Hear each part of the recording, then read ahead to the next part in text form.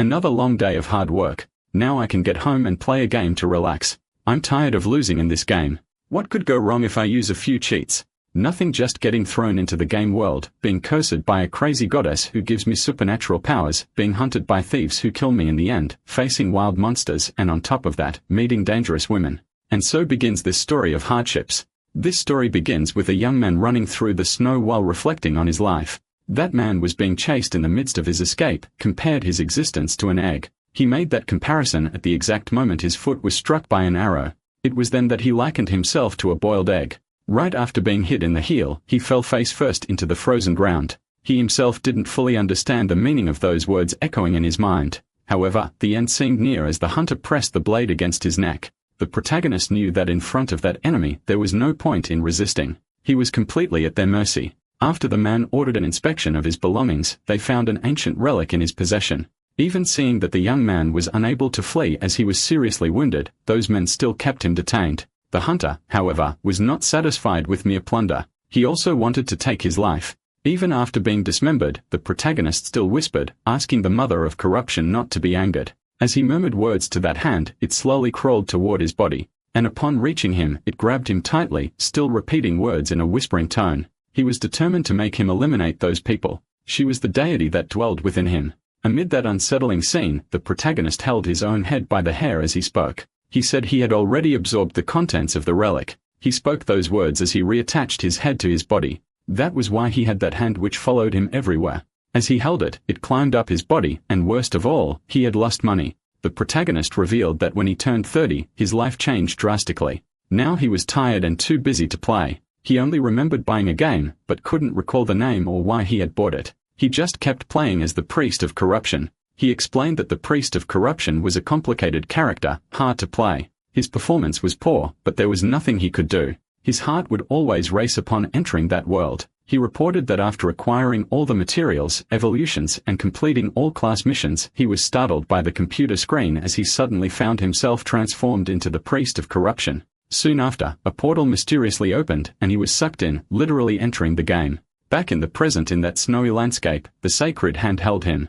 With a gentle expression, he thought that the shrill voice, like heavy metal screams, could only belong to the goddess. He remembered that when he woke up in the game, all he had was the habit of the Order of Corruption and the hand of the Mother of Corruption embedded in his chest. Her presence was unmistakable. Accepting that he had entered a game was surprisingly easy for him, and he quickly adapted. According to the game's description, the Priest of Corruption was a human genetically modified by drugs. As he walked through the snow, he reflected that this had granted him extraordinary physical abilities. His senses were heightened and his body could only be destroyed by a deity. At times, he thought there might be something wrong with his mind. Upon seeing an animal tearing apart its prey, he realized he could never stand the liquid of life. Grotesque scenes like that no longer affected him. However, his greatest problem was that his body no longer felt anything, not even the taste of food. At another point, after some time, he was finally about to obtain his priest identity. As soon as he got that identity, he went to look for a job at a guild. While he waited at the counter, the attendant informed him that she would perform a verification. After handling some papers, he remained still waiting. He pretended to be a member of the Order of Preservation, because if he belonged to another order, they might become suspicious. He would be marked with a seal that only members of that order could see, the seal of punishment. However, the goddess he served was lenient when it came to disguises. Besides, the Order of Corruption was the enemy of all others, which would make him a target of widespread hatred. And there was also the fact that he was the only living follower of the Mother of Corruption. After ending his thoughts about the disguise, the young attendant offered him a job. She said she was pleased to be able to work with him. When she noticed that the protagonist could read and understand all the written terms, she was impressed as most asked her to read them aloud. For him, though, that was not difficult. Since entering the game, he had already mastered the basics. After reading through, he was left with a single question. Before setting out to complete the mission, he received half of the reward. While the young woman explained the reasons, the protagonist silently conversed with his inner goddess. After listening for a while, he stepped outside while the hand still tried to squeeze him. During the struggle, he was surprised by someone calling him Father Marnak. He was a chubby-faced young man with a pompadour hairstyle and a friendly appearance. As the protagonist listened to him, the only thing he truly understood was his name. Following the young man named Pierre, he talked about monsters and ghosts. Another man appeared calling for Pierre. This one had a scar on his face and a stern look. Pierre apologized to the protagonist saying he needed to go on ahead. Left behind, the priest was still dealing with the hand that insisted on eliminating everyone around. He told the goddess he needed coins to survive the winter. After that, the hand calmed down, and he noticed its silence. Placing his hand over his chest where it resided, he asked her not to be sad. But no matter what he said, she always wanted someone eliminated. The protagonist, however, shifted focus, asking about the judgment of those individuals. They had their own way of communicating.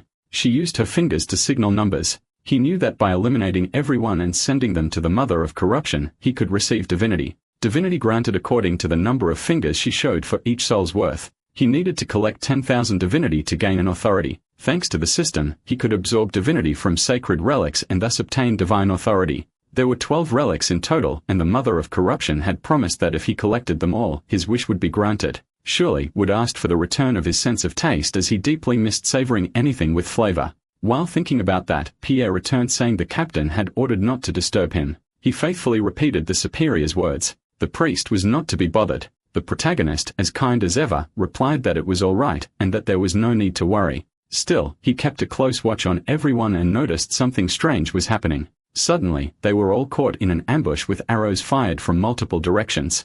With a swift movement, the protagonist pulled Pierre to protect him. He threw the young man aside, keeping him from being hit by the rain of arrows. However, the projectiles kept coming, and several struck the protagonist's body in multiple spots. Pierre watched in shock as the priest was severely hit. The ambushers fired more arrows, closely observing the effects. After falling to the ground, struck repeatedly, the priest lay motionless. He imagined they might be bandits, while the hand begged him to kill them all. He knew the mother of corruption wanted him to pretend to be dead in order to absorb everyone's divinity. He considered this the hardest task of all. Rising up, he told the goddess she already knew who he truly was inside. After that, he stood up fully and spotted a sword nearby. With the weapon in hand, he declared to the goddess that he would never do things her way. And as he said that, he was already assuming a combat stance, gripping the sword firmly. It was then that he lunged forward, sword in hand, to fight in his own way. Meanwhile, the enemies lying in ambush couldn't understand why that man was coming toward them. He quickly closed in and began cutting them down without hesitation. The others, seeing the first one get struck, immediately grew alert toward the man. Realizing he wouldn't stop for anything, the blond man with the scar gritted his teeth. He ordered everyone to leave the priest to him, and after dealing with the others to join the fight, the protagonist watched as the enemy approached with determination. Soon, the two exchanged sword strikes with growing intensity. The blond-scarred man stared at the priest with a wide smile on his lips. Meanwhile, the protagonist stared back intently, gripping his sword with conviction. The fight went on with increasingly brutal blows between the two.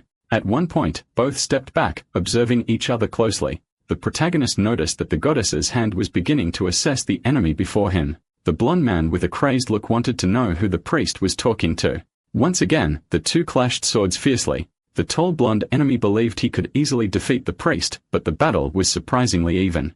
As soon as the goddess's hand completed its analysis, it revealed to the priest that the man before him had a value of 2.5. The protagonist couldn't understand how a mere mercenary had reached the level of a forest guard. Smiling, he thought to himself that this game was completely unbalanced.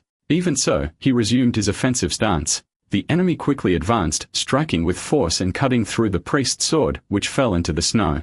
Now the blonde enemy, smiling, believed he had won by destroying the priest's weapon. As the protagonist examined the damage to his sword, the enemy remarked that this was why he preferred stainless steel. He also said there was nothing special about that priest. The blonde added that this would be his last job before leaving that place forever. The protagonist then dropped the remaining part of this sword into the snow and said he could try something different. It was better to end that matter there while they were both still smiling. However, the protagonist wanted to make an offer. He asked the enemy to leave that life behind and walk away. With a serene face, the protagonist stated that if he agreed, he would go easy in the fight. The man before him didn't believe that priest was being serious. They weren't just going to accept it and walk away. While the protagonist smiled, he was struck by an arrow. The blond man turned around and, seeing his allies, said he thought they wouldn't arrive in time. As the protagonist fell lying in the snow, the enemy held his sword and talked with his comrades about eliminating everyone. Soon after, they were startled by a voice asking if they had really eliminated everyone.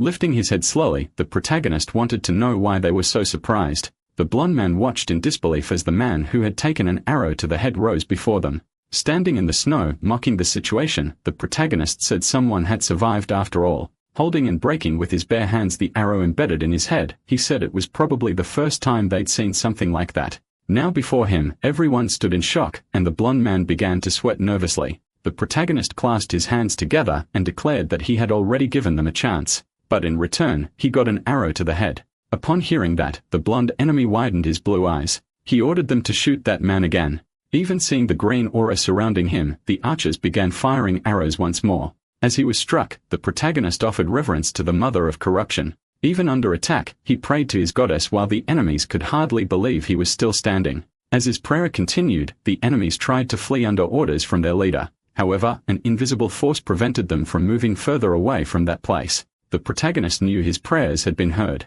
That was the barrier separating the living from divine presence and authority that a priest of corruption needed to activate before unleashing his true power. That barrier prevented enemies from escaping or hiding from the divinity of corruption. Now their leader realized there was no other choice but to draw their weapons. Their only chance was to try and break through the barrier. But when they looked behind, they felt a sinister energy. All of them screamed for the captain. A monster with a lizard-like appearance appeared, walking toward them. It was something immense, incredibly powerful. Everyone wondered what that creature was. The giant monster attacked, breaking the ground near them. With wide eyes, they now knew they were facing a true monster. It opened its mouth and unleashed a deepening, maddening roar. Desperate, they all tried to escape the limits of the barrier. Warriors who had once acted brave were now crying in fear, terrified for their lives. Meanwhile, the protagonist just smiled as he listened to his enemies begging for mercy. After some time, footsteps on the snow showed that the protagonist had eliminated them all. After the confrontation, he wondered if he should collect the divinities. He wanted to know if by collecting them from their bodies, they wouldn't vanish. Now he tried to think of a plan. He couldn't be careless as the guild might investigate. On the ground, he found Pierre, fallen after being struck by Nero. The protagonist decided to end all that and let Pierre rest in peace. He would do his best to save that man's life and thus improve his own reputation. Once more, he asked his goddess for help. After some time, someone was seen holding a chalice. A woman asked what had happened to the individual who had stolen the relic. She was told that the person had been eliminated on the spot. Upon hearing that the head had been separated from the body, she wanted to know what happened to the remains. When the priest turned his back, a young man called for his attention. Looking at the chalice, he warned that it could return. From that point on, the priest considered setting out on a pilgrimage. Upon hearing that, the servant thought the decision was quite sudden. He asked if it had to do with the prophecy. The blue-haired priest's answer was yes. It was exactly because of the prophecy. Besides that, there was someone he needed to find. As he walked through the snow, carrying Pierre in his arms, it was narrated that 10 years ago, all religious orders had received a prophecy. The end would wear the shell of life and fall upon the world. As they saw the priest approaching with Pierre, the guards came to meet him. The protagonist was surprised by someone calling out to him, saying he had just returned. While the guards carried Pierre inside, a red-haired young woman announced that she had already received permission to pass. During the conversation, she told the protagonist that she never would have imagined, judging by his appearance, that he was so strong. Hearing that, he felt a bit awkward, but only looked at her when she mentioned that she knew what he was carrying in a sack. She claimed that was the source of all the problems. She thought it would be better if instead of carrying it around, he left it with the guild. While they walked through the city, the young woman asked if he had a place to sleep. She said that if he didn't, he could stay at her house. The young man simply looked at her, slightly blushing, while his deity, enraged, wanted to eliminate her despite the goddess being against it. The young man ended up accepting the invitation of the beautiful redhead, and now he found himself lying down with the goddess's hand resting on his chest. Looking upward with a friendly face, he thought he had simply accepted the invitation of a lovely lady. But a sound coming from the door caught his attention, making him look in that direction. It was the redhead standing at the door greeting the priest. With the door only slightly open, she said she wanted to let him rest. He put on his slippers and heard her say she needed him to pay attention to something. Standing before the girl who was still at the door, he asked what the problem was. After she said that the Lord wanted to see him, he made a surprised face. As the young woman remained at the door, he asked if she knew why. While she explained, far from there, a well-kept mansion could be seen. Inside, someone was having tea while the butler explained that the priest had arrived. Flor simply asked the butler to leave and he lowered his head respectfully, obeying the order. Lord Gis was a man with black hair and a black beard, who watched the priest with a strange gaze. The protagonist noticed when the Lord asked if he had witnessed his brother's final moments. And when the Lord offered the protagonist tea, he simply gave a wicked smile. He remembered when the mother of corruption saw the Lord for the first time. She had drawn an X. Because of that, he already knew that man wasn't human and decided to confront him. The demon, realizing that the priest knew exactly who he was, had his eyes turned red. That was how the two of them communicated when she marked someone with an X. It meant that person wasn't human. In that land, there were many demons disguised as humans to live among them. Although demons were stronger than any other being, some of them did nothing on their own. To become part of that world, they had no choice but to make pacts with the existences, and that was why demons like humans so much. However, the gods hated the demons because they gave as much as they took from their servants. As a result, the gods declared that not only the demons, but all their followers would be called demons. These existences were considered evil, and that was how the demon hunt by the priest began. The protagonist, closing his eyes, reflected on this since demon contractors were difficult class and people usually avoided them. He remembered why he chose to play that class. Now in the office of that lord, the two remained silent until the lord said, "Wow," seeming excited. Remembering his brother, he said it was thanks to the deceased that the priest now stood before him. With a teacup in hand, the lord admired how the priest managed to see through the disguise. With a wicked look and fingers interlocked, the demon said he could be called sneaky. However, the protagonist closed his eyes and told the man that he was a priest serving the mother of corruption. That information left the demon intrigued as he believed that deity no longer had any followers. Excited, he asked the guest to take a seat since they were the only ones in that place. He said he wanted to be honest and revealed that he hadn't invited him there by chance. As the man spoke, the protagonist noticed that he remained seated calmly. The lord wanted to know about the captain of the mercenary group. He wanted to know exactly how he had died. The protagonist simply listened while the lord said he would ensure payment for his efforts. Those words seemed to please the player, who gave a slight smile. While the lord spoke, the protagonist thought it had been an unfortunate event. Bullied complained that during that winter, there was no work. The lord had tried to arrange something under the table. No one expected the young man to die in the process. Now the lord said that this thing called life, in his eyes, was something very difficult. He said this while looking out the window. After the protagonist left the lord's presence, he already had a small pouch filled with gold coins. He knew that the lord wasn't trying to manipulate him with that money. The gold was simply a way to obtain the truth. Walking away from the castle, he stated that he wasn't a greedy priest, quite the opposite. Seeing that the mother of corruption was angry, he held her hand and caressing it, said he didn't want to see her upset. The hand seemed to want him to keep talking, so he brought it to his mouth and coughed. The protagonist said there was something that didn't rust and lasted just as long as gold. With a smile and blushing cheeks, he declared to that hand that it was his love for the goddess. That hand seemed touched as it began to tremble. Then the protagonist placed her hand close to his own heart, and he continued saying that to him, she would always be the most important thing. As he walked, he told her that for that reason, she didn't need to worry so much. Sometime later, he returned to the inn, and the red-haired girl was happy to see him again. She waved to the side and asked him to greet the priests from the sect of teaching. With a cheerful expression, he thought that he didn't know what that sect was doing there. However, his eyes looked in that direction. It seemed like something was wrong. The look was also returned by one of the members of the sect. The protagonist already knew. The moment he saw them, the mother had told him. One of them possessed a sacred relic, and now the protagonist was analyzing the three before him. Someone walking toward him said that it was the result of a life dedicated to justice. The protagonist just watched, while the person continued, saying he never expected to see a priest of preservation. Introducing himself, he said he was the weight on the scale of retribution. He could be called Orvis. That man had a piercing gaze, shining armor, and carried a very striking weapon. He said the other, a large man with white hair, was named Corneus, and the young woman was Padina. They all greeted the priest by placing their hands on their chests. He returned the greeting in the same way, saying it was a pleasure to meet them. The red-haired girl mentioned a blonde woman who was eyeing some books in the library. The protagonist felt a certain relief knowing there were other sects and priests present. He thought that even if not at that moment, he would have several chances to take that relic for himself. However, there was a problem. When he absorbed a relic's divinity, something always ended up going wrong. Now he wondered whether he was truly a priest of corruption or just a villain of corruption. The priests greeted the protagonist and said they had to leave. They were going to greet the Lord. Orbis told the protagonist that they would have a serious talk the next time they met. As they left, the protagonist noticed that they all carried identical weapons and were heading to greet the Lord. The redhead told the protagonist that their guild usually provided shelter for priests at an affordable price. Sweating, he asked if she was going to make him pay for the night he spent at the inn. Smiling, she asked if he thought she would let him stay there purely out of self-interest. In truth, that was what he thought, but he said no, blushing slightly. The redhead continued, saying she had her own reasons for helping him because she always turning her hand to the side. She said she wanted him to prevent the food from spoiling. Getting closer, she asked if he could cast a preservation blessing over the food. Blushing even more, he stepped away from the girl and asked why she was whispering that. After embarrassing the priest, the girl gave a wide smile. Right after, she asked why he looked bored. Someone came through the door and guessed that the two got along well since they were joking around. The priest asked why that man hadn't gone with the others. It was Corneus, the white-haired priest. He said he had no choice because of his people. He said that from the outside, he had asked the group to show respect in his name as well.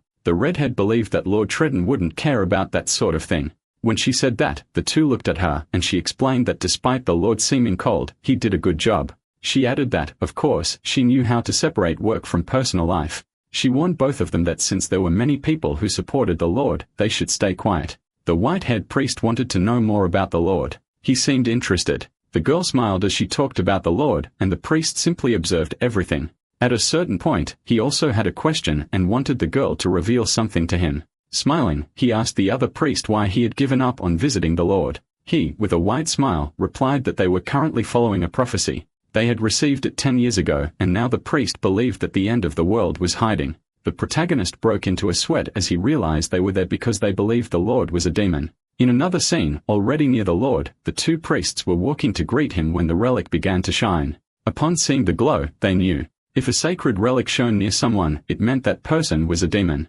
Now with the relic in hand, they knew they had to destroy him. The demon knew he could no longer hide, so he revealed his true form. A burst of fire was noticed by both the protagonist and the other priest. A creature resembling a mutant lizard emerged from within the Lord's mansion. The priest looked in fear in that direction, but the other priest had already expected it. Inside the Lord's mansion, a priest wielded the scales of retribution, a weapon resembling a hammer. That was one of the 3 priests of wisdom who were facing the demon. During the battle, he alternated between axe and sword until he drove the blade into the top of the massive creature's head. A mix of dust, lightning, and all kinds of devastation could be seen from a distance as the priest challenged the demonic entity. The priest accompanying the protagonist explained that the glow in the sky was caused by the hammer of punishment wielded by Orvis. He said Orvis was probably fighting a demon and pointing in that direction, expressed his desire to go help him. Marnak, however, walked in the opposite direction and said the priest could go ahead, had catch up soon. He returned to the inn, calling for the red-haired girl.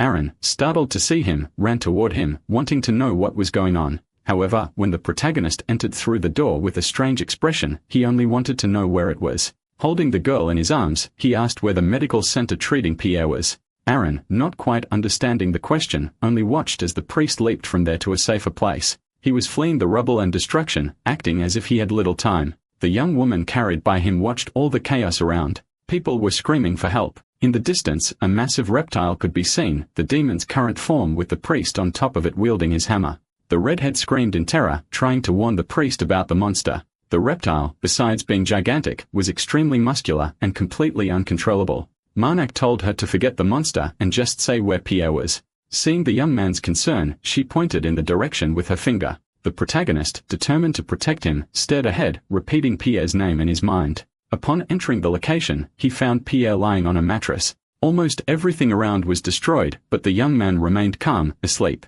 The protagonist looked at him and thought he couldn't let him die, especially after barely managing to save him. Despite Pierre being burly, Marnak threw him over his shoulder with ease. He then asked Aaron to climb onto his back as he could no longer carry her in his arms. The young woman, embarrassed by the closeness and hugging the priest's neck, blushed slightly. With a leap, he dashed forward at high speed. Determined to complete his mission, he ran as fast as possible. The young woman, as she was being carried, seemed deep in thought. Then she told the priest she knew a shortcut. Shouting through the wind, he asked where it was. She pointed with her finger and said it was just straight ahead in that direction. As they approached, she warned that they would have to pass through a house with a secret passage. The door was locked, but that wasn't an obstacle for Marnak, who kicked it down. Aaron, seeing the scene, was visibly embarrassed. While trying to keep balance and speed slipping slightly on the floor, the priest kept going steadily. The young woman thought his movements were rather rough. Looking back at the destroyed door, she muttered softly that she really thought he was very strong. He set her down and told her that if things got worse, she should escape through the secret passage.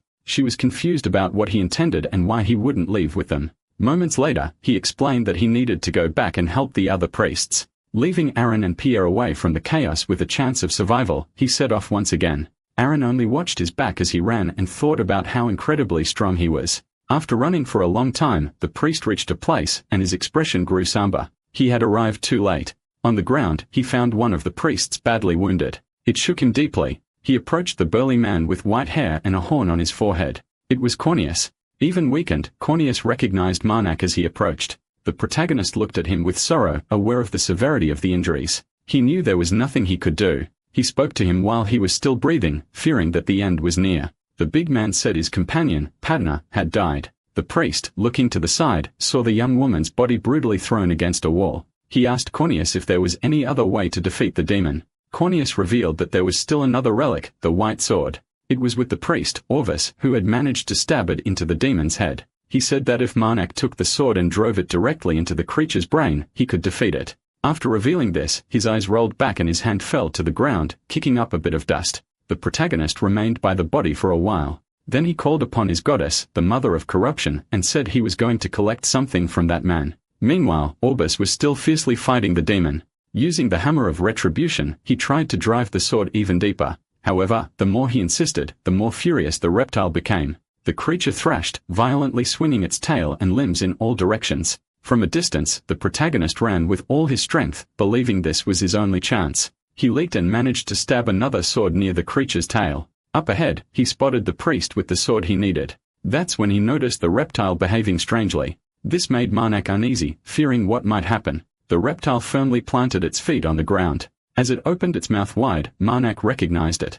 That was the death spin. The attack flung him far away, making him crash down violently. Almost out of strength, he told the mother of corruption that he was fine. Lying on the ground, his legs badly injured, he admitted that she was right. Blessings came with disasters. Despite the pain, there was a faint smile on his face. He felt he had succeeded. Looking to the side, he saw the relic nearby, which made him breathe a sigh of relief. With the relic in his hands, he thought this had all turned into an interesting twist. Placing the sword against his chest, he declared to the goddess of corruption that he would offer her that sacred relic. He made a request, a new authority. At that moment, a strange hand seemed to emerge from his pocket. As he handed the relic to the goddess of corruption, the protagonist asked her to release another seal. He believed that every sacred relic contained enough divinity to grant a new authority. That one in particular contained 11,723 units of divinity, and that left him satisfied as he was now surrounded by an intense green energy. The seal should be released, so he asked the goddess what power he had obtained.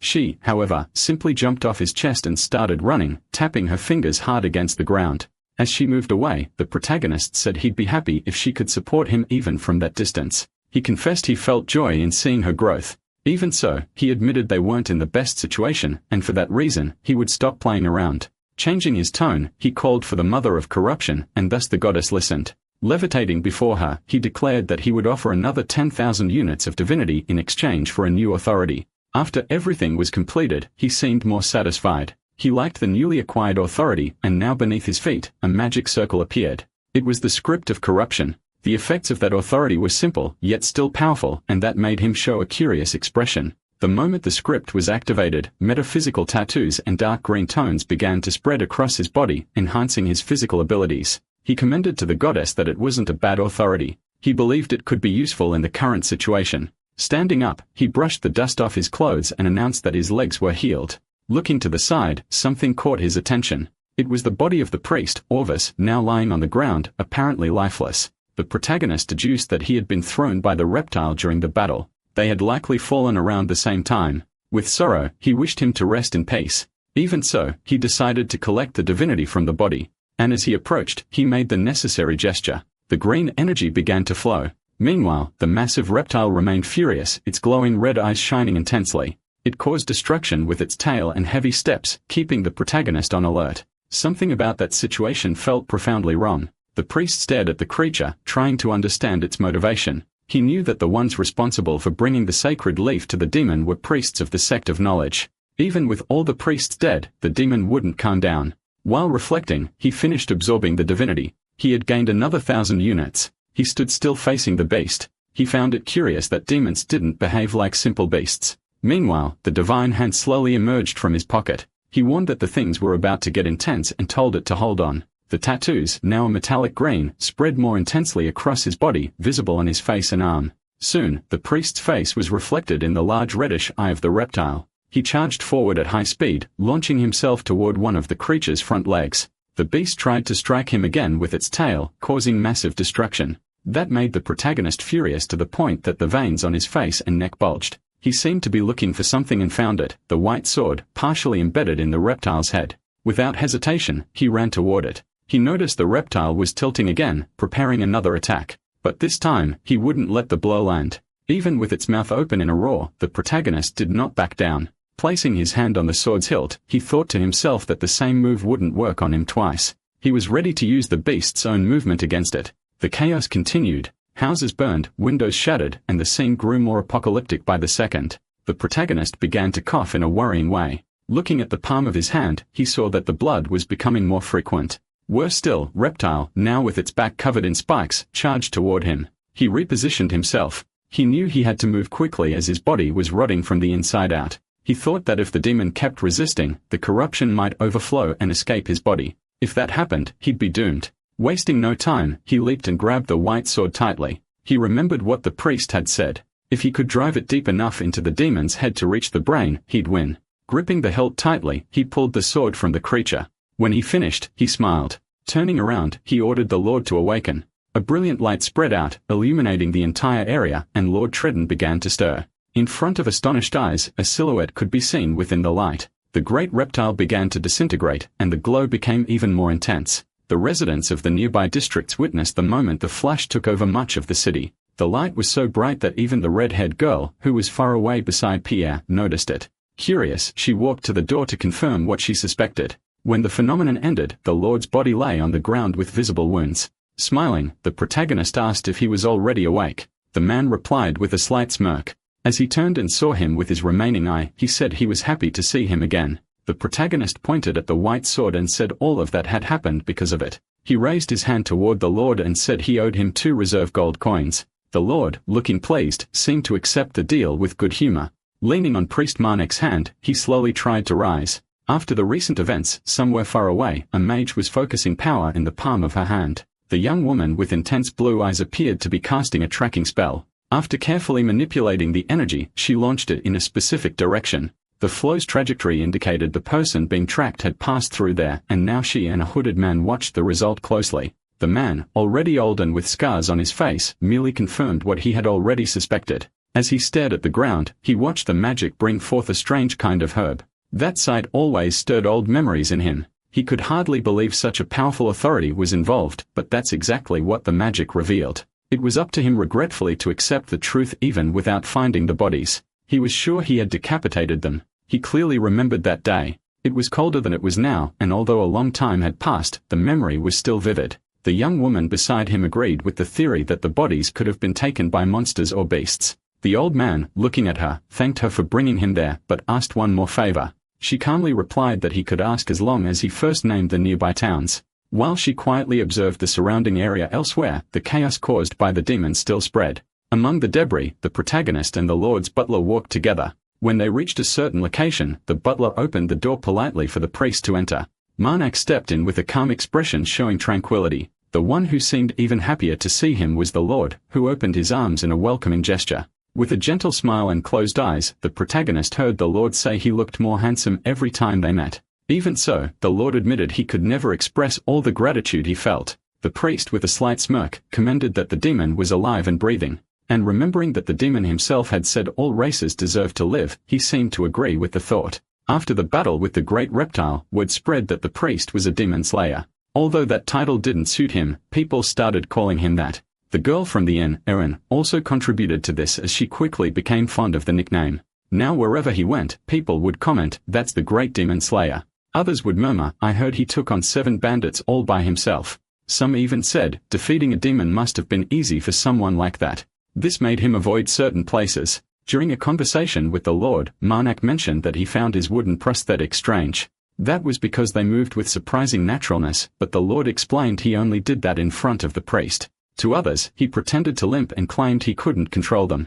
With a reddish gleam in his eyes, he revealed there was a price to moving them freely. The protagonist, curious, asked what that price was. The man, smiling and sipping his tea, replied that sooner or later, his beautiful hair would fall out. He said he would probably end up like a tree in autumn without leaves. He joked that if they met again in a few months, the priest wouldn't recognize his locks anymore. Marnik pretended to cry, saying that just imagining it already made him sad and asked to change the subject. The Lord, looking into his teacup, asked if the priest had any free time. He said there was a job, and the requester had specifically asked for Marnak. He mentioned that after the demon slayer rumors spread, many people became interested in him.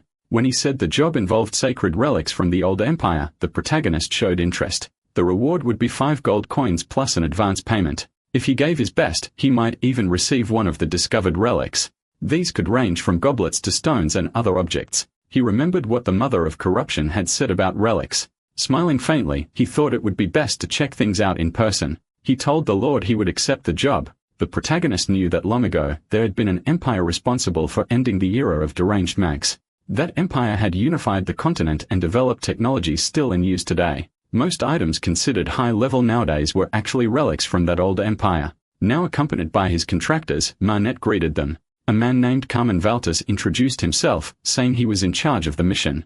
The name sounded familiar, and upon noticing that, Carmen explained he was the son of Antony Valtis. Before the priest could misunderstand, he added that he was an illegitimate son. The priest, smiling, thought to himself that the Black Wolf had always been a man of principles. Even so, he had an illegitimate child, something surprising, especially after the death of his wife. He wanted to know more, but found it inappropriate to ask. Noticing other figures in the background, he asked for them to be introduced. Harmon pointed to the hooded mage and said her name was Tunisia. He then pointed to the burly man saying he was Suckers from the unicorn tribe. The big guy with huge hands introduced himself politely saying it was a pleasure to meet the demon slayer. The priest, smiling, asked them to just call him Marnak. Shukas replied that such an accomplishment was nothing to be ashamed of. Carmen, spreading his arms, said that now that everyone was introduced, they could continue the conversation on the road. 2 days later, they were gathered around a campfire. Carmen asked if Marnak wasn't going to sleep. The priest replied that he had already rested enough. Trying to make conversation, the young man asked if he had already found his other half with slightly flushed cheeks. The protagonist answered that it was like fresh snow covering the field. When asked what kind of person he liked, he thought about the hand of the goddess of corruption. With his eyes closed, he said he preferred someone who would always stay by his side. The goddess who usually made her presence known remained silent this time. Carmen commented that the ideal person must have a huge heart. The goddess agreed, seemingly enjoying the direction of the conversation. Then the young man raised his arms and said, smiling, that if the heart was that big, there must be plenty of room to hold him. With a wide grin, he said he liked women with a lot of space between the heart. The protagonist commended that it wasn't bad to have a clear vision of the future, but advised against making such remarks in front of women. Carmen assured him he was only saying that because he saw him as a longtime friend. Marnek's smile in that moment was genuine. He felt the same way. They talked for a long time that night, while the goddess watched slightly annoyed. With his eyes closed, Marnak recalled how the goddess always warned him to be selective with his friends. Even so, when he looked at Carmen, he felt that he was a good person. As they walked through the snow, the mage stopped and announced they had arrived at the place. She raised her hood slightly and stated that from that point on, the responsibility was hers. With the key in hand, she revealed that she was about to open the entrance to the ruin. Entering the ruins of the ancient empire was easy. First, they needed to find the key and then follow the coordinates written on it. In addition, they read the passage written in ancient language that was engraved on the key itself. To finally insert the key, it had to be turned clockwise or counterclockwise. That was what the mage was doing. Already placing the key in the correct slot, she turned it. Only she could do it since mags were the only ones capable of reading the ancient language, which justified her role in the expedition. However, with a gleam in his eyes, the protagonist knew there was an exception to the rules, the players. They could also read the ancient language. Thus, the protagonist simply kept his abilities hidden. When the portal opened, everyone was ready to enter. The protagonist thought he had kept everything secret. The expedition leader, already with one hand inside the portal, looked back and invited everyone to come in. Once inside, the protagonist carefully observed the portal's interior. That ruin was huge and well preserved, although vegetation had already overtaken the wall. Carmen, as the expedition leader, was thrilled. Of all the ruins he had visited, that one was perfect. The protagonist with the same gentle look said he was certain they would find many artifacts there. After that, he gave a slight smirk. He thought he finally have the chance to see the ruin in person, something he had only seen in photos, which made his heart nearly explode with excitement. But not everyone there was kind or radiated joy like the protagonist. The mage was always sulking.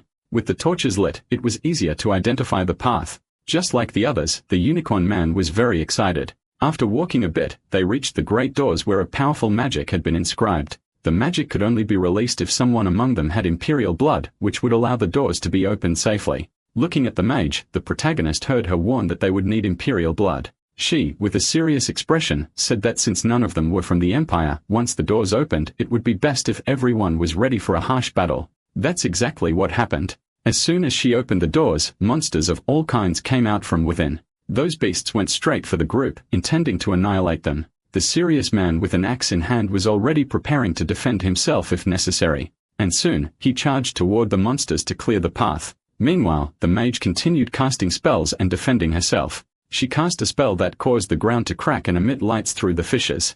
After that, several monsters began to fall. From the cracks, large explosions erupted, lighting up much of the area. They then exploded not only the area, but also many of the monsters. Now the protagonist saw them flying through the air. The priest also gripped his sword tightly, ready to react if any of the creatures came close. With an extremely sharp blade and gifted with incredible powers, the priest began to fight. As the protagonist and someone highly skilled, he left no monster whole wherever he passed. However, something was bothering him. He had been warned by his goddess about the corruption. A sword was coming his way, but he had enough time to block it. As he turned completely, he saw that it was a monster and a sword was emerging from the palm of its hand. The player just stared at that monster, thinking he hadn't expected another one, but it was better to eliminate it. With that thought, he prepared himself, but something struck the monster skull. The priest closed his eyes as an arrow passed very close to him and pierced the monster skull. He wasn't startled, not even when the arrow passed so close, more after the monster fell. He simply looked toward the one who had fired the arrow, the leader of that expedition. Still looking back, realizing that the leader had reacted quickly, the protagonist thanked him mentally. He heard the unicorn man getting mad at the mage because she was still pushing enemies toward them. The mage, looking in the direction, said it was the fastest way to get rid of all the enemies. She also said they shouldn't complain since they had managed to eliminate all the monsters. Still, the young man was annoyed. So much so that the once gentle unicorn man was now gritting his teeth, baring his sharp fangs. Pouting, he sat with his back turned, veins bulging on his face, and his head hanging down. Meanwhile, the protagonist received great praise from the group leader. The priest, who always showed a sweet and gentle appearance, said he was ashamed of having revealed his profane side. Thus, the player also returned the compliment to Carmen, saying the young man was very skilled with the bow and arrow. Carmen said he had always trained to keep getting better. However, not everyone was cheerful and talking. The mage wanted to know when they would move on. While she said she was ready to go back to exploring like before, the group leader and the protagonist stared at her. She stood still with her staff in hand, saying she still had plenty of mana. The young unicorn man was upset and didn't even want to hear the girl's voice. So angry that he referred to the mage as a magic mutterer, saying she was being impatient. Upon hearing that, she said everyone needed to rest a bit more and that she believed the others agreed with her. She went on to provoke Sukas, saying that to be honest, she thought he was just trying to put on a show. However, the final word belonged to the expedition leader, and he sided with the unicorn man, Sukas. Even with the mage upset, Carmen declared that the matter was settled. They would rest, and he didn't want to hear another word about it. Putting on a cheerful face, the protagonist thought all mags were full of themselves. In that world, becoming a mage was easy. It happened at birth if one was born with the ability. Even with some variations, those born with mana awakened it at a certain age and were then able to access their magic. When that happened, knowledge of the ancient language would flow into their minds. Thus, they gained power without having to pay for it. They learned the ancient tongue and were given a magic staff. They could tap into the mana that flowed through their veins, which allowed them to break the world's natural laws. The protagonist, looking at the mage, knew that since they were born mags, they had everything due to their vast knowledge. Most of them rejected any other way of learning new things. And just like the old mags, most became dull-minded, stubborn, rude, and grumpy. The protagonist, watching how she treated Sukas, thought most mags were arrogant. To be honest, he felt that among all the mags, she was actually quite polite. Despite her bad temper, she spoke little, and her criticisms weren't that harsh. After some rest, the expedition leader announced it was time to move out. He said they would explore the next area, and everyone was already on their feet and ready. It was at that moment that they all heard a loud noise like a massive roar. That heavy sound seemed to come from a corridor. Dust and a powerful gust of wind hit the 4 members of the group. That's when the expedition leader noticed that the doors behind them had closed. As he said this, the other 3 looked in the direction he pointed. But that wasn't all. A huge monster fell from the ceiling. It was a massive creature made of silver with something glowing on its head that emitted a blue hue. That orb on its head appeared to be the core that sustained its whole body. Looking at the creature, the protagonist smiled, thrilled. He couldn't believe it was real. He had assumed the enemies in that ruin were too weak. But now seeing that silver monster, he was sure that was the real threat. Sukas watched the immense monster before him, trying to maintain a firm stance, though the sweat on his forehead betrayed his fear. Despite being ready to fight, the unicorn man was caught off guard when the mage ordered him to fall back immediately. The woman stepped in front of everyone and with steady movements, channeled her magical energy to the tip of her staff. Murmuring an ancient incantation, she cast her spell at the imposing silver monster that threatened the group. The mage's intention was clear, to bring down the chamber ceiling on the creature, crushing it under the weight of the rocks and ending the fight decisively. However, to everyone's surprise, absolutely nothing happened to that colossal being. From a distance, the mission leader frowned as he realized the situation was quickly spiraling out of control. He shouted as loud as he could, trying to warn Tunisia that the attack was too risky and that her magic, unfortunately, wouldn't be enough. It was too late. On the monster's forehead, an intense blue light began to shine brightly, signaling the release of a devastating power. In an instant, the monster activated its ability and crushed all the rocks hurled at it, reducing them to dust in tiny fragments. Upon witnessing the magnitude of that power, the 3 frontline members froze in fear. Soon after, burning chunks of stone began to fall from the ceiling, threatening to engulf Tunisia. Seeing the desperation on her companions' faces, she looked up and realized this would be her end. The monster was already closing in fast and took the stance of someone about to deliver a fatal blow. When it struck with its fist toward the mage, there was nothing left of her to be remembered. Even the unicorn man, who rarely showed any sympathy for Tunisia, was overcome with deep sorrow. The impact of the loss was so great that Sukas became completely motionless, turning into a vulnerable target. The protagonist witnessing the scene shouted desperately for Sukas to duck or get out of the creature's line of sight. Unfortunately, the young man couldn't hear the warnings or react in time. Monster's blow hit him directly and a massive explosion lit up the area. Thus, the unicorn man was struck head-on with no chance to flee or defend himself. Now the silver colossus with the blue core turned its attention to the last 2 survivors of the expedition. With a gaze that made its intentions clear, the priest turned to the expedition leader and asked if he truly wanted to stay alive. Upon hearing the affirmative answer, the protagonist clenched his fist and firmly gave the man the chance to swallow his words. The leader, confused by the priest's attitude, didn't understand what was about to happen until he was suddenly knocked out. The priest held his unconscious companion in his arms, but didn't take his eyes off the monster. He had already said that he had a powerful ally, and so he summoned the beast. The metallic being didn't understand what this new creature appearing before it was. The beast emerged with its fingers interlaced, ready to unleash a devastating strike. It struck the enemy from above with a crushing blow, making it clear that it wasn't there to play. The protagonist with his friend slung over his shoulder began to withdraw from the battlefield, trusting the giant to handle the rest. Looking back, he felt secure for having summoned that creature, a reliable entity in moments of greatest despair. While fleeing, he found the remains of the mage and absorbed 1,000 units of divinity. Without wasting time, he also gathered what was left for the unicorn man, obtaining another 100 units. After that, he leaned Carmen, still unconscious, against a secure wall. With a hand on his head, unsure of what to do, the young man reflected on the battle. He believed it would take time before the beast could fully defeat the enemy. At that moment, the hand of the goddess of corruption began to stir restlessly inside his pocket. With a serious expression, the protagonist remarked to it that everything was happening just as it had predicted. Unleashing his neon green tattoos, he decided he could no longer hesitate. He rushed back toward the battlefield, ready to help. His eyes were fixed on the blue core in the center of the metallic creature's head. His true objective, the jewel shimmered with a supernatural intensity as the fight between monsters continued. The priest knew that gem was the only truly distinct part of that metallic body. He concluded that destroying it would be the key to ending the threat. So he climbed onto the back of the allied beast and launched himself into the air, determined to reach the glowing core. As he approached, he noticed that the jewel reflected his movements precisely. Without hesitation, he struck with force, shattering the core into multiple fragments. His eyes still glowed green as he fell onto the ground, already ravaged by battle. With the core destroyed, the metallic monster remained paralyzed for a brief moment before collapsing. The beast sent by the goddess of corruption lifted its head and howled as if celebrating victory. The protagonist silently thanked the creature for its help. At that moment, the hand of the goddess pointed in a specific direction. The young man followed the gesture with his gaze and suspicious asked what had happened.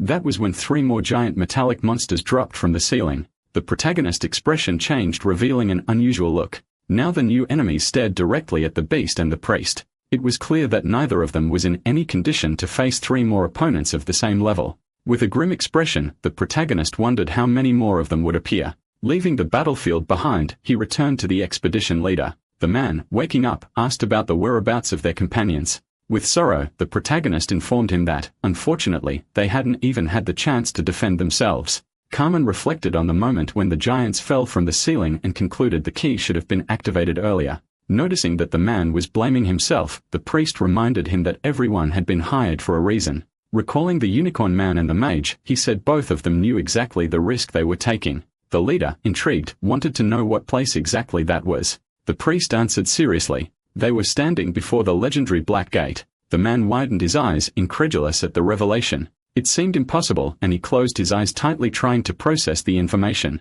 Even without understanding how it could have happened, he decided not to ask questions. Instead, he swore in the name of the Valtus that he would repay the debt he owed the priest. Smiling with his usual serene face, the priest replied that he would be waiting eagerly. Now standing in the corridor, he suggested that if his companion was feeling better, the two of them should keep moving as the monsters hadn't been completely defeated. He knew that after taking down a single giant with the help of the beast of corruption, others had descended from the ceiling, forcing him to retreat. Nearly out of strength, he had barely managed to open the doors ahead, needing to kick Carmen to push him into the room. Before moving on, he told the beast of corruption to return as soon as possible, as he knew she would come back shortly. As he walked, he observed the stones along the path, studying the composition of the soil. He looked up, amazed by what appeared to be valuable archaeological findings. Standing before a new door, he declared that they had finally reached the end of the ruins. The priest, turning to his companion, said he was free to explore the place however he wished. And when they carefully opened the door and entered, they saw two relics displayed atop a pedestal bathed in light.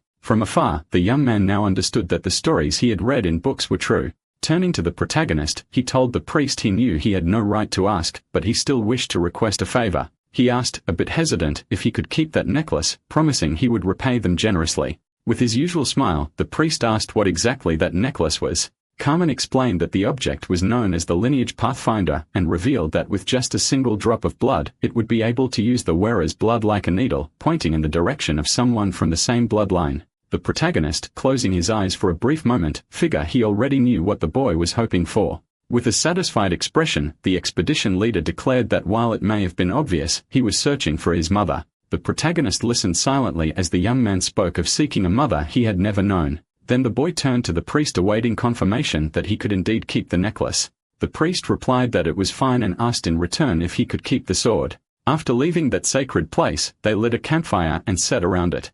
Both of them avoiding contact with large blocks of metal, still remembering the recent ordeal they had faced. As he put on the necklace, Carmen commented that if it hadn't been for the priest, the two of them would surely be discreetly looked at the protagonist. That priest seemed lost in deep thought. Holding the necklace in his hands, the young man asked the priest if he could bless it. The protagonist with a serene smile said, yes, that he would be happy to bless it. With a light touch on the boy's finger, he made a small puncture. The boy closed his eyes and soon after a drop of blood appeared. He gave thanks as the priest said that the goddess of preservation would protect him. The boy then placed the drop inside the necklace, letting it serve as the pulse point. He watched closely as the drop fell onto the small plate at the center of the necklace. As soon as it happened, it seemed that magic flowed through the entire object, spreading outward. Valtus was visibly pleased as when he looked at the plate, he noticed that now the necklace resembled a compass whose needle pointed directly toward the direction of his mother. He was certain she was alive. The protagonist expressed his joy and seen that the necklace worked as promised. Carmen Valtes declared that it was all thanks to the priest and admitted he didn't even know how he would repay such a debt. Looking into the priest's eyes, he revealed that he wished to ask for one more favor. That statement caught the protagonist's attention, and he began observing his friend in silence, waiting for the new request. Valtus revealed that since the two of them were heading west, he hoped the priest would join them in the search for his mother. He believed they could visit the capital where he could then reward him properly for his support on the journey. The protagonist listened attentively as the young man assured him that he would cover the cost of the trip and smiled. Deep down, the priest wanted to accept, but he knew he couldn't stay near the same person for too long. As he looked at the young man's face, lit with hope, he saw that he was waiting for an affirmative answer. However, sitting by the fire, he still remained silent, which made Valtus slightly uncomfortable. The priest smiled suddenly. He felt that he could speak to his friend without sounding insincere. Then he stood up, took the young man's hand, and said that if it was all right with him, he would help in the search for his mother. Smiling, the protagonist seemed to radiate light and declared that he would do his best to support the young ones on the journey. A long time passed at the inn, and the redhead thought it was absurd that the priest was leaving just like that. She was furious as the protagonist had only gone to fetch his belongings and was now saying goodbye. Aaron then asked him to give her his hand for a moment. He said that it normally wouldn't be ready so quickly, but he had done his best to finish it. When the protagonist looked at what he was holding, his eyes narrowed. It was the silver mercenary plate. She wanted him to say something meaningful and hoped he would understand what he was supposed to say, but he didn't get it and simply thanked her, which made her even more annoyed.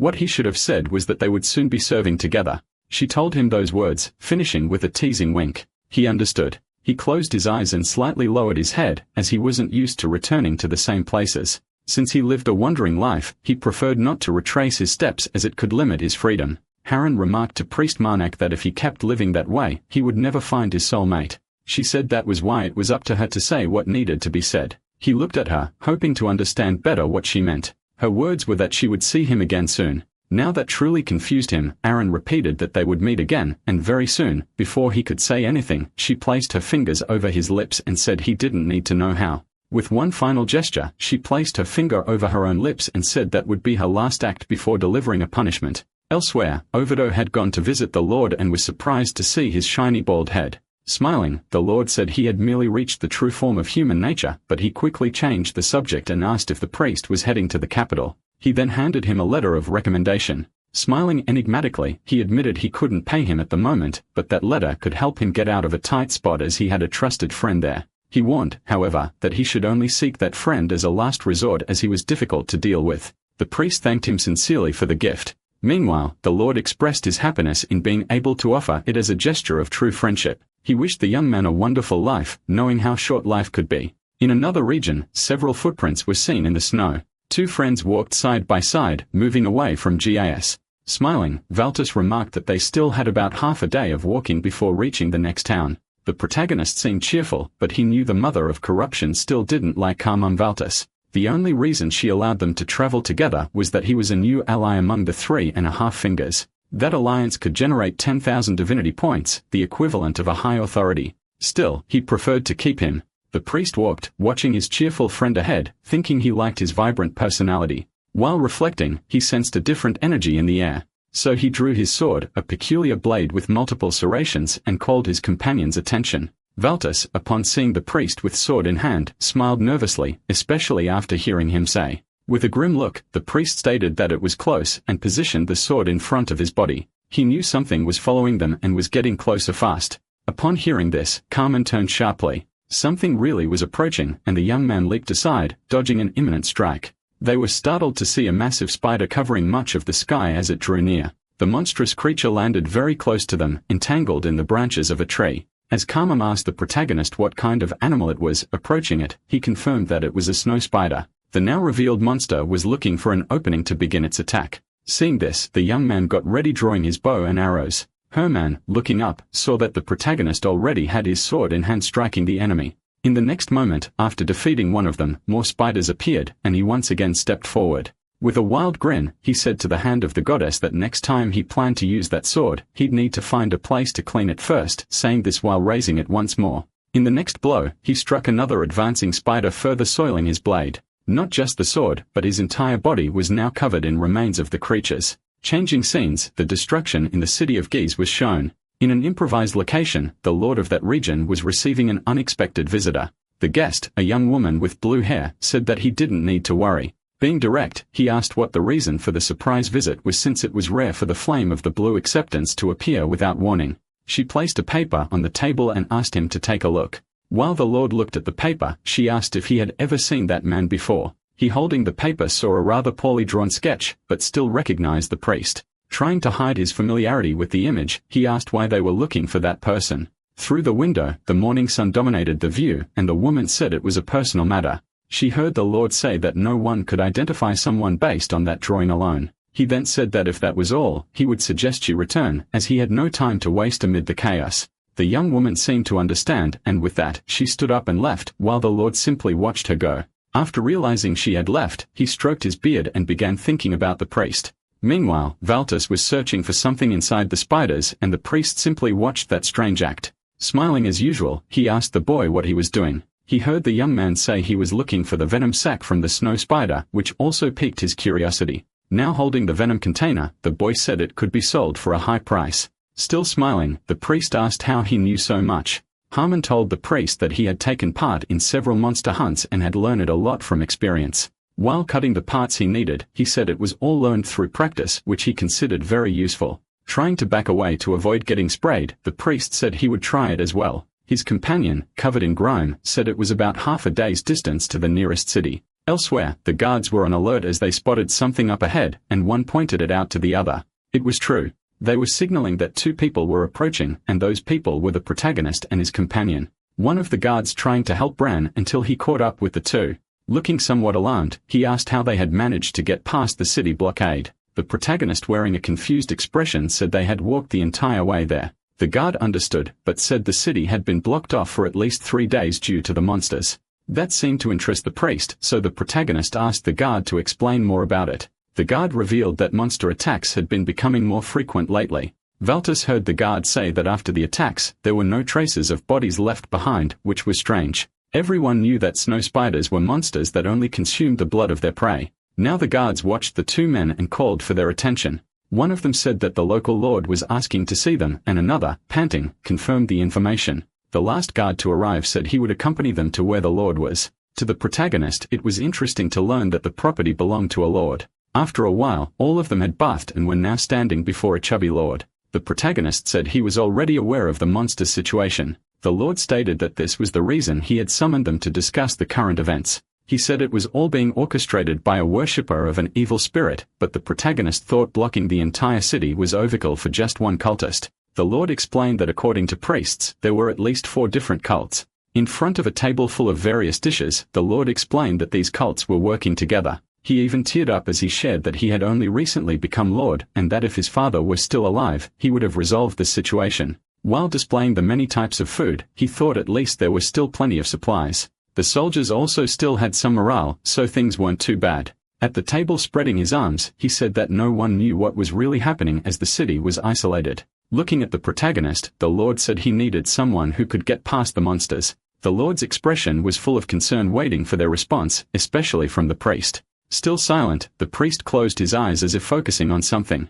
Then he said that he would help to the best of his ability. Sometime later, he was having a conversation with the hand of the goddess, who was furious. With a magical item in hand, he said that at least they had received it from the investigators of the flow. Using the magical item, he said it could only be found in desert regions. Now the protagonist was sitting on the edge of the bed alongside the hand of the goddess, his sword, and the enchanted container. He placed the sword inside the magic vessel just as the goddess had instructed to improve the blade's sharpness. After finishing, he picked up the valuable item and was about to store it away while the hand of the goddess touched his shoulders.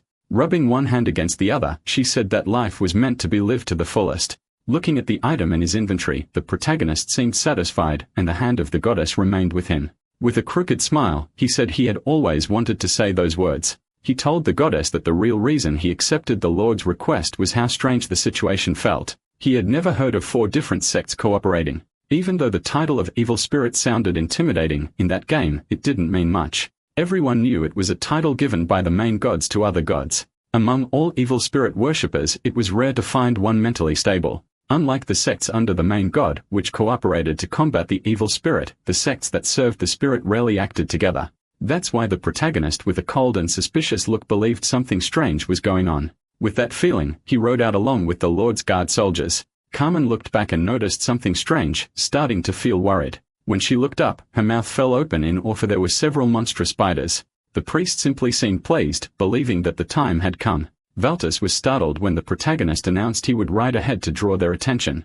Even after hearing from his friend that it was far too dangerous to handle them all alone, the protagonist warned that if they kept going at that pace, they would be caught quickly. Valtus didn't quite understand what he meant, but his eyes remained wide. Letting go of the reins, the protagonist told Carmen to fetch reinforcements and to make sure she brought them. While the others galloped ahead, the protagonist, having dropped the reins, was now falling. When his companions saw that Priest Marnak had stayed behind, he simply shouted. Quite pleased, the protagonist told the hand of the goddess that his line had been very impactful. Then a massive explosion sent snow and ice flying in all directions. Hearing it, Valtus gripped the reins tightly and closed his eyes with a sad expression. With the explosion, the other riders looked back. When they did, they saw massive beasts like large mutated wolves. There were also snow spiders in greater numbers, along with snakes and centipedes. But among all those monsters, the most monstrous of all was the protagonist. With a crazed smile, he asked the goddess what she meant when she said his performance was interesting. With his sword in hand, he was ready to saw through all those monstrosities.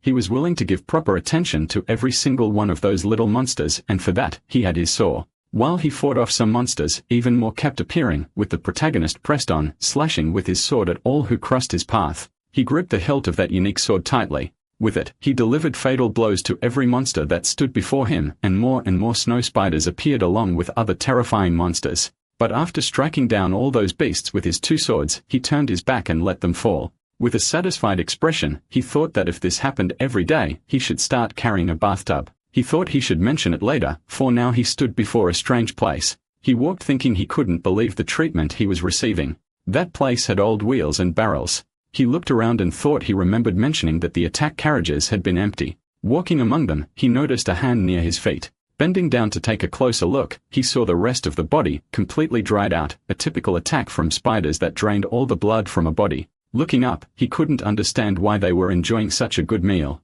Now he could see they had left the remains as decoration. Personally, he thought it was quite the extravagant decoration. With a light-hearted tone, he told the goddess not to worry, but asked her to keep their guard protected at all times. As he walked, he told her that when it came to humans, he figured that thing could probably eat them. Looking around, he thought there were enough bodies for them to feast on for 3 days. He figured they were raising hatchlings. Still walking with that question on his mind, he saw Antonio up ahead, and he was big. He noticed that from that point on, everything got much larger, as if several giants lived in that region.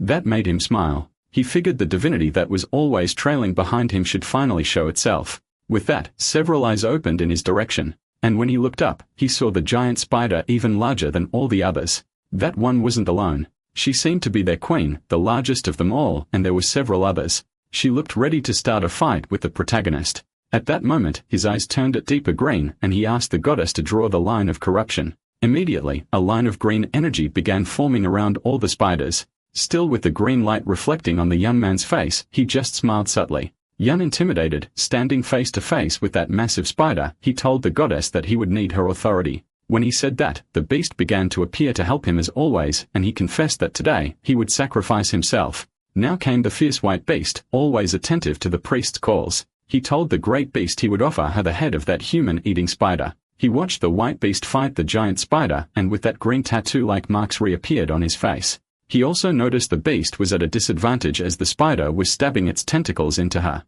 That arachnid monster growled and bared its razor-sharp fangs at the beast. The beast roared in pain as all those tentacles pierced into, and the protagonist noticed the spider was twice the size. And it was extremely furious, still growing and baring its teeth, even drooling. With a sly look, the protagonist thought he needed to find a way to help the giant. So he started slicing with his special swords, cutting those tentacles and preventing them from attacking the giant. He wanted to free him so he could help more. He could feel that the energy was concentrated inside the spider's body, and he kept cutting, making sure not to damage any part of the spider. Looking with intensely green eyes, he thought there had to be a weaker point somewhere. Looking up from below the spider, he noticed the weak point was now visible. He decided to strike near it, almost splitting the spider in half.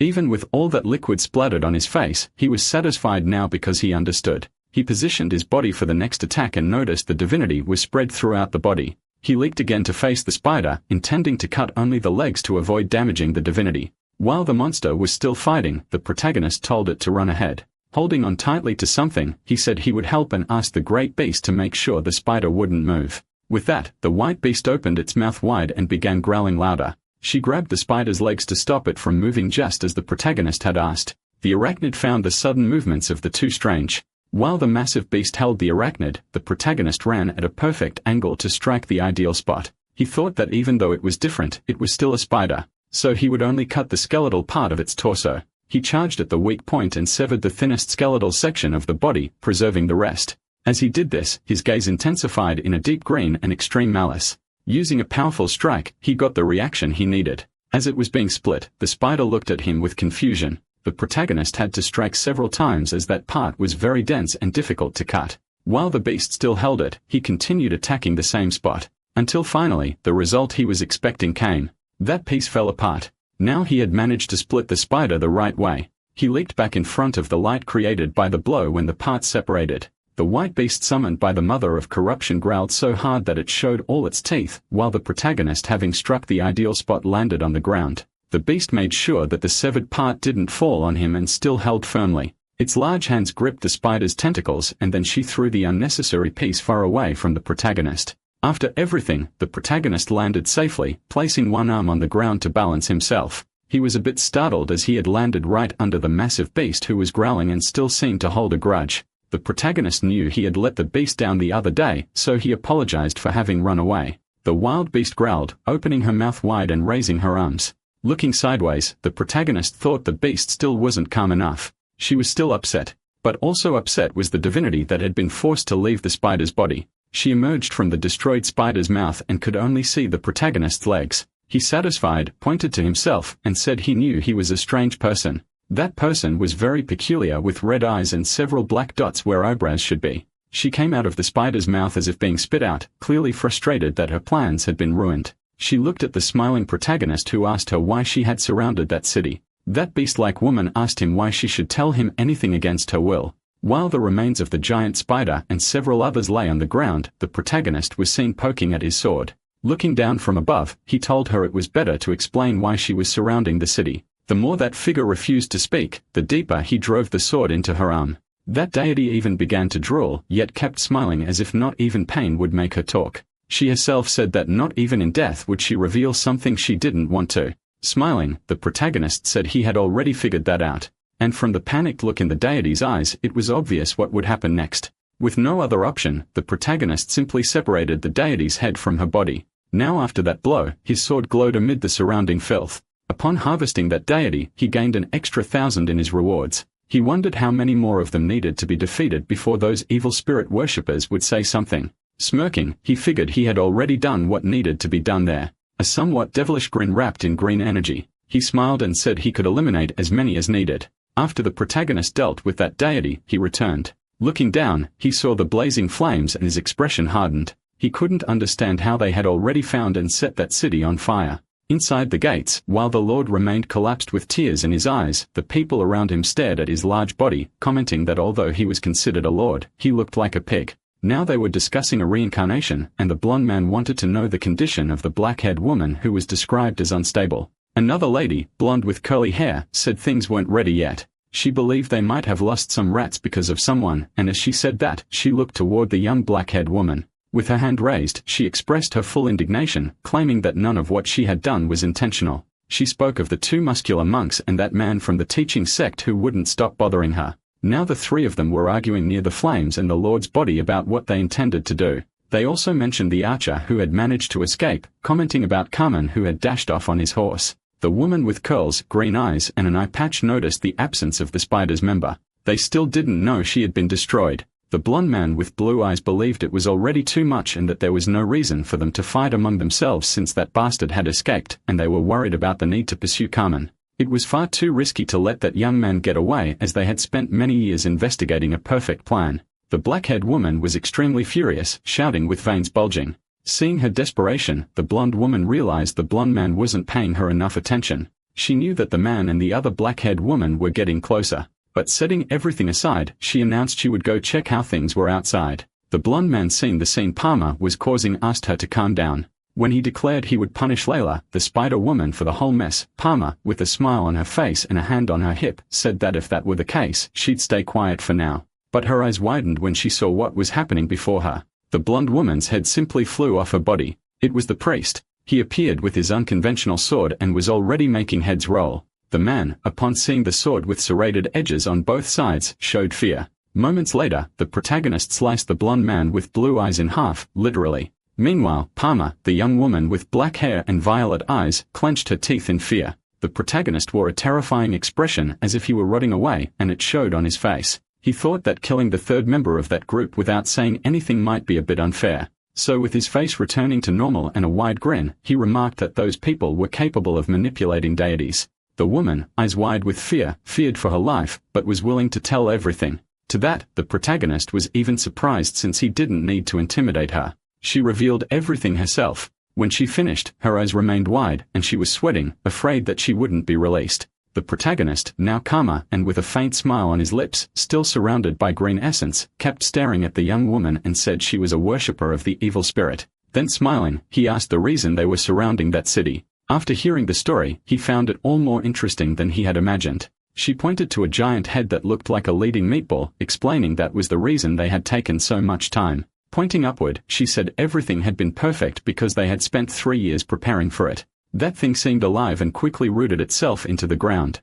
The story was simple, and the woman said they would have to sacrifice everyone inside the city. In truth, she claimed the group knew they would need at least 5 years to prepare. But with the disappearance of one of the knights, they had to push the plan ahead. Upon hearing all that, the protagonist grabbed his saw and got ready to cut. Palmer feared she would be the victim, but he walked past her, saying he would eliminate that monster that had consumed human flesh and blood. The woman pleaded while he tore through the meat mass with his unusual sword. She warned that it couldn't be done, that the dignity wasn't complete yet, but the protagonist ignored her. Desperate, she screamed that everyone was in danger. Even so, calmly, the protagonist was pierced by the creature that emerged from the meat mass. The monster awakened unstable, opened a mouthful of teeth, and rose from that strange blob.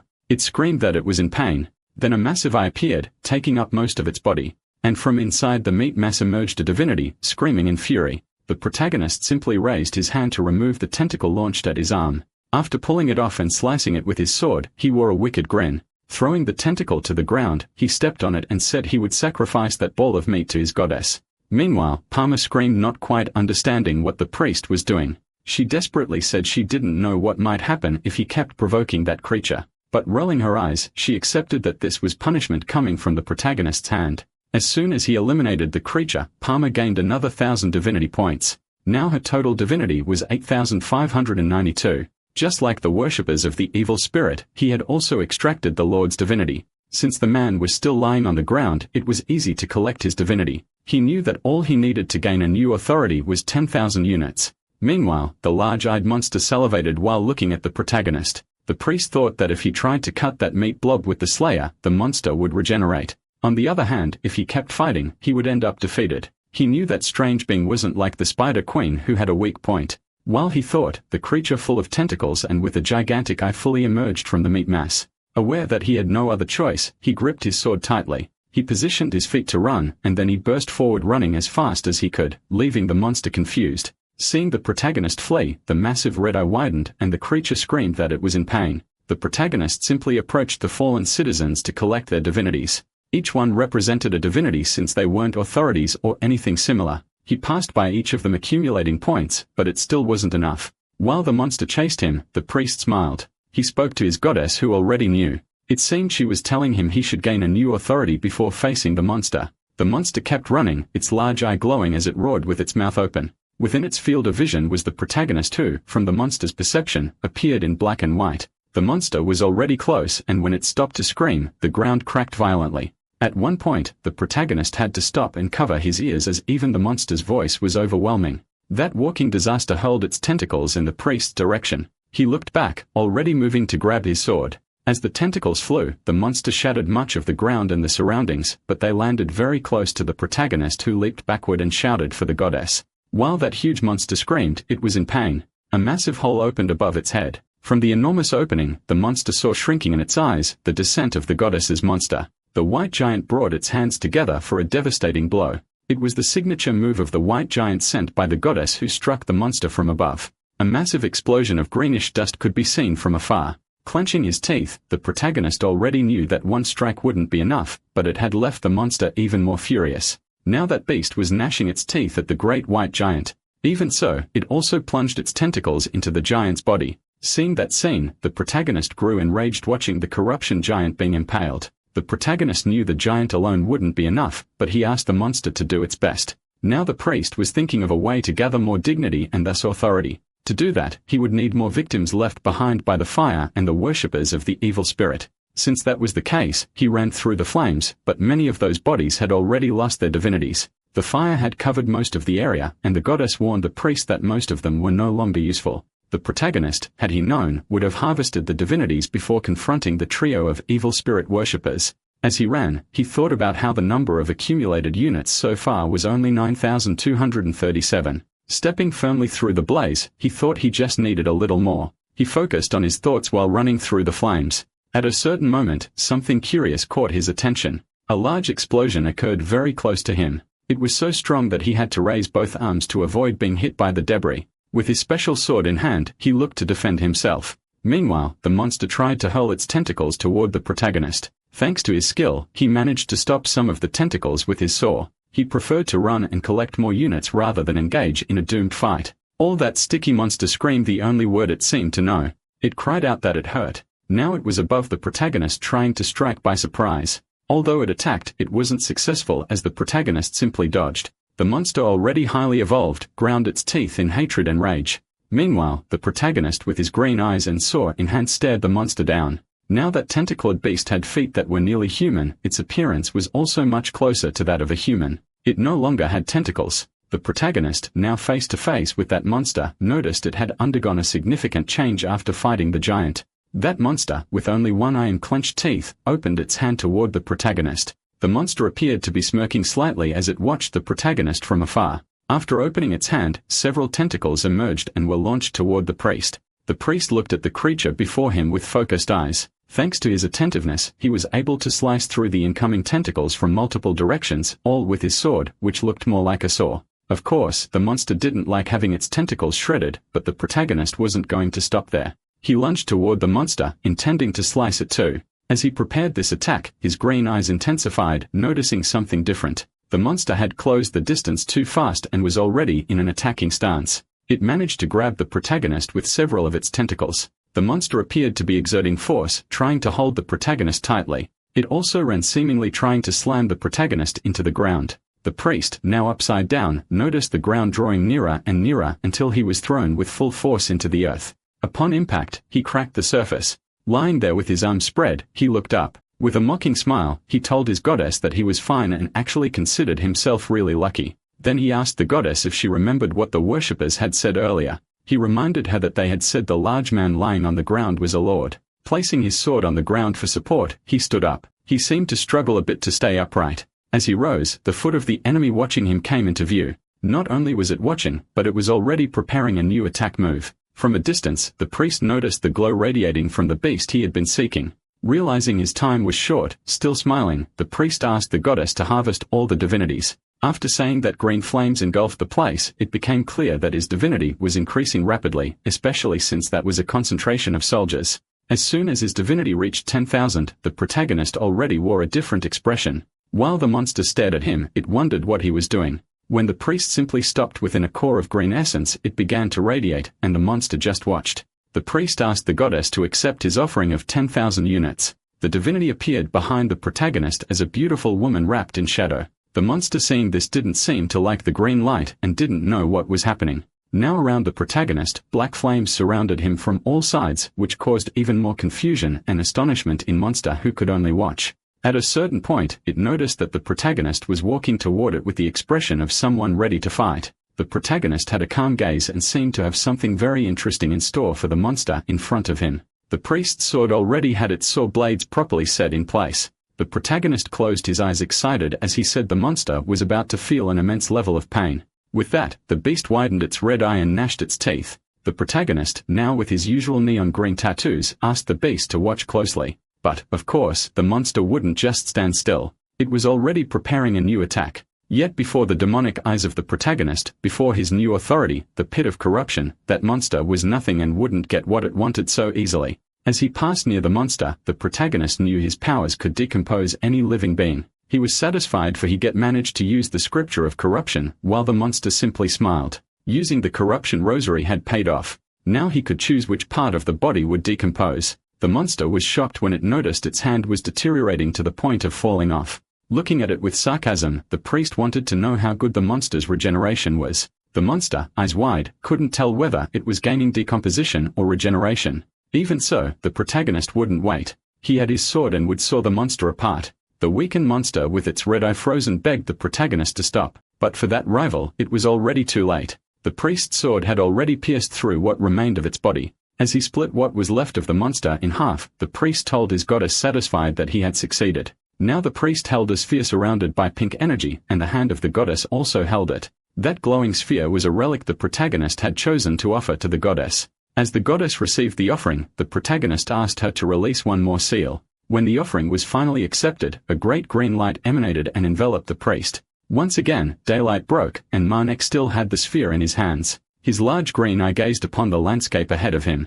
That part of the city wasn't destroyed, and he noticed someone approaching. The protagonist looked somewhat excited at the approaching figure and seemed to recognize her. The figure before him appeared to be a young girl with bandaged arms, just like the hand of the goddess. The young girl looked at the boy and placed her bandaged hand on her face. As usual, the priest looked at that girl with a smile. To be sure it was his goddess, the protagonist placed his hand on the girl's face. A genuine smile showed that he knew it was her. The girl was a child who could barely walk and asked the protagonist why she was still a child. When the protagonist tried to ask the goddess something, the girl simply looked at him trying to hear clearly. The priest wanted to know if another deity's divinity was flowing inside that dead incarnation. He wanted to find a way to acquire it, but she was already dissolving and turning into dust. However, the girl raised her bandaged hand toward that dust. She seemed to be straining, her expression firm as she thrust both hands toward the dissolving remains. She knelt and began to cry, realizing she couldn't contain the divinity. Smiling, the priest told the goddess she didn't need to try so hard and could simply return to stay by his side.